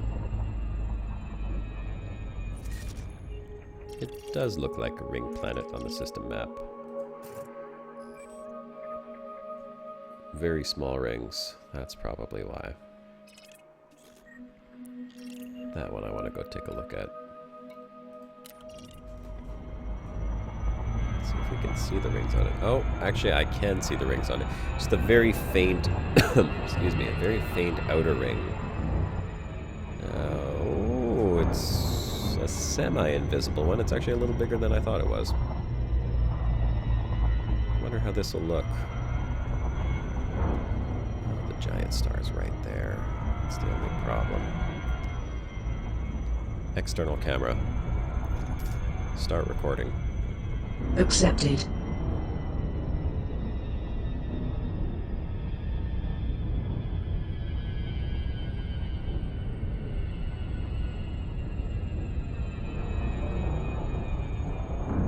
Take a picture. As you wish.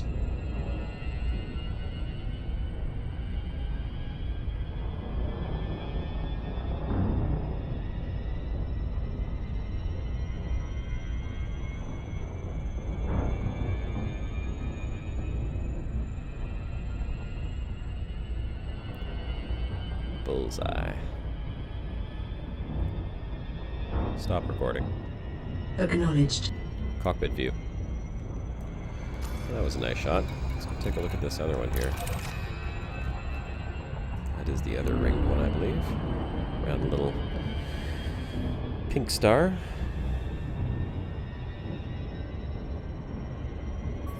Oh, Astro. Stop it. Stop it, you silly girl. Making me blush. I'm not a pro. I'm an amateur who just wants to make it big in the YouTube world.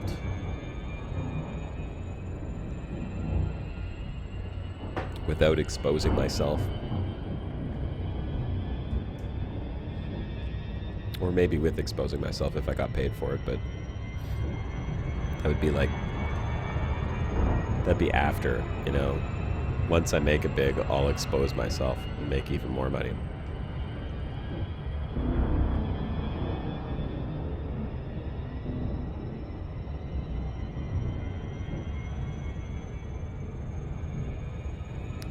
Blind Pew.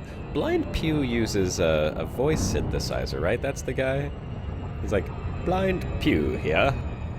I want to say it sounds like it's an actual person because it's such a cool accent, but I'm pretty sure it's just a voice synthesizer.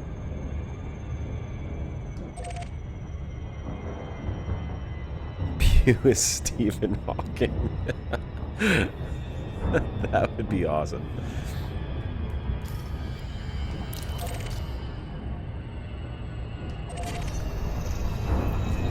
Which one of these was the ringed one? It's this one. Yes, it is.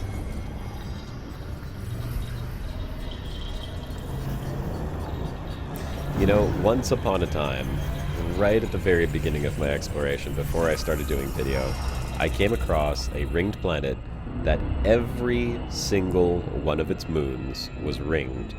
And it was just kind of like this. It was so beautiful, and I think I got some really crappy video of it. Like, really crappy video, because I had no idea how to use the debug camera, and I wasn't making videos at that point. But I haven't come across anything like that ever since. Has anyone else seen that? I mean, if you have, put it in the chat, like, if you've seen that. A ringed planet with all ringed moons.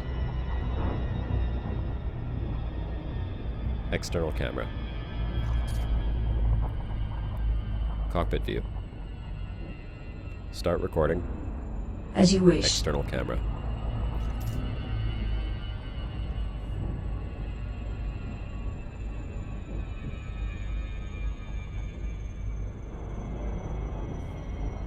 Game of Thrones comes out at 9 o'clock Eastern Time, which is in 3 hours from now.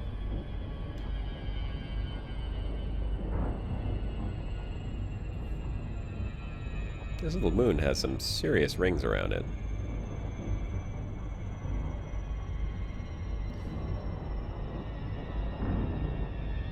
Take a picture. As you wish. No, I messed it up. Cockpit view. Cockpit view. I'm gonna go land on this little planet, and I think that'll be it for today. I'm starting to wind down. I can feel my energy levels are draining. I'm sure that Shannon is gonna wake up hungry from her escape pod soon. I can see a large impact crater in the dark side of this little moon here.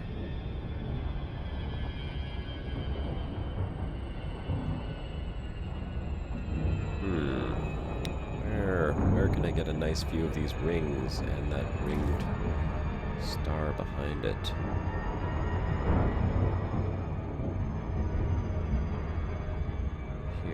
Here we go. Orbital flight engaged.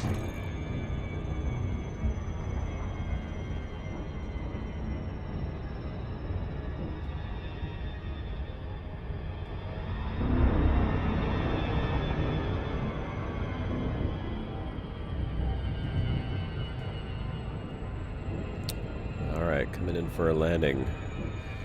The final approach, gentlemen, ladies and gentlemen.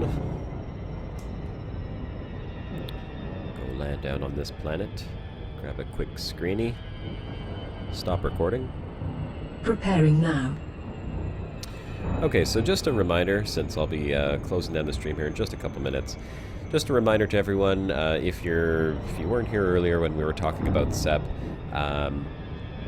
if you like exploration and you want to help explorers and yourself as an explorer to have a lot of great opportunities, make sure to check out SEP and support them in the dangerous games. All you have to do is help them out for their community goal.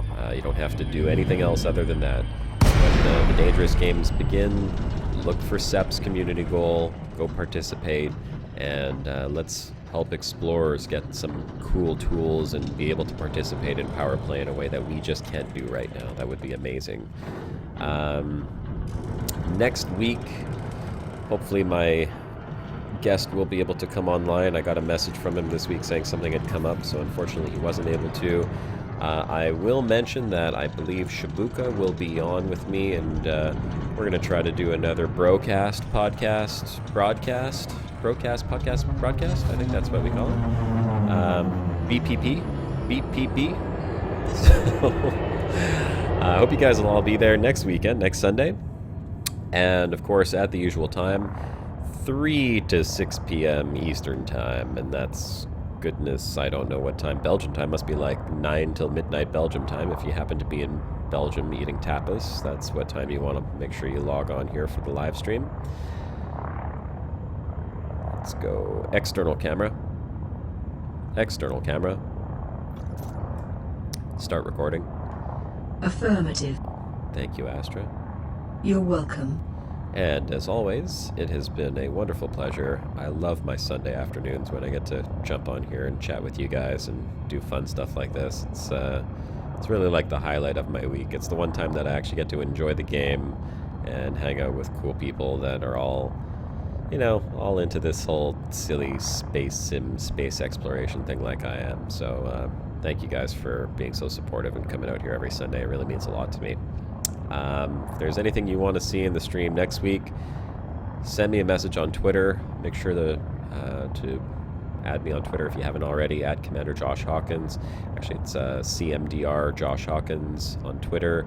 And if you're new in the channel, you haven't been here before, since I'm ending the stream right now, if you're watching this afterwards, make sure to hit the like button, and don't forget to subscribe, because I have plenty of updates coming out here all the time, and you don't want to miss out on that type of stuff. Until next time, this is Commander Josh Hawkins, signing off.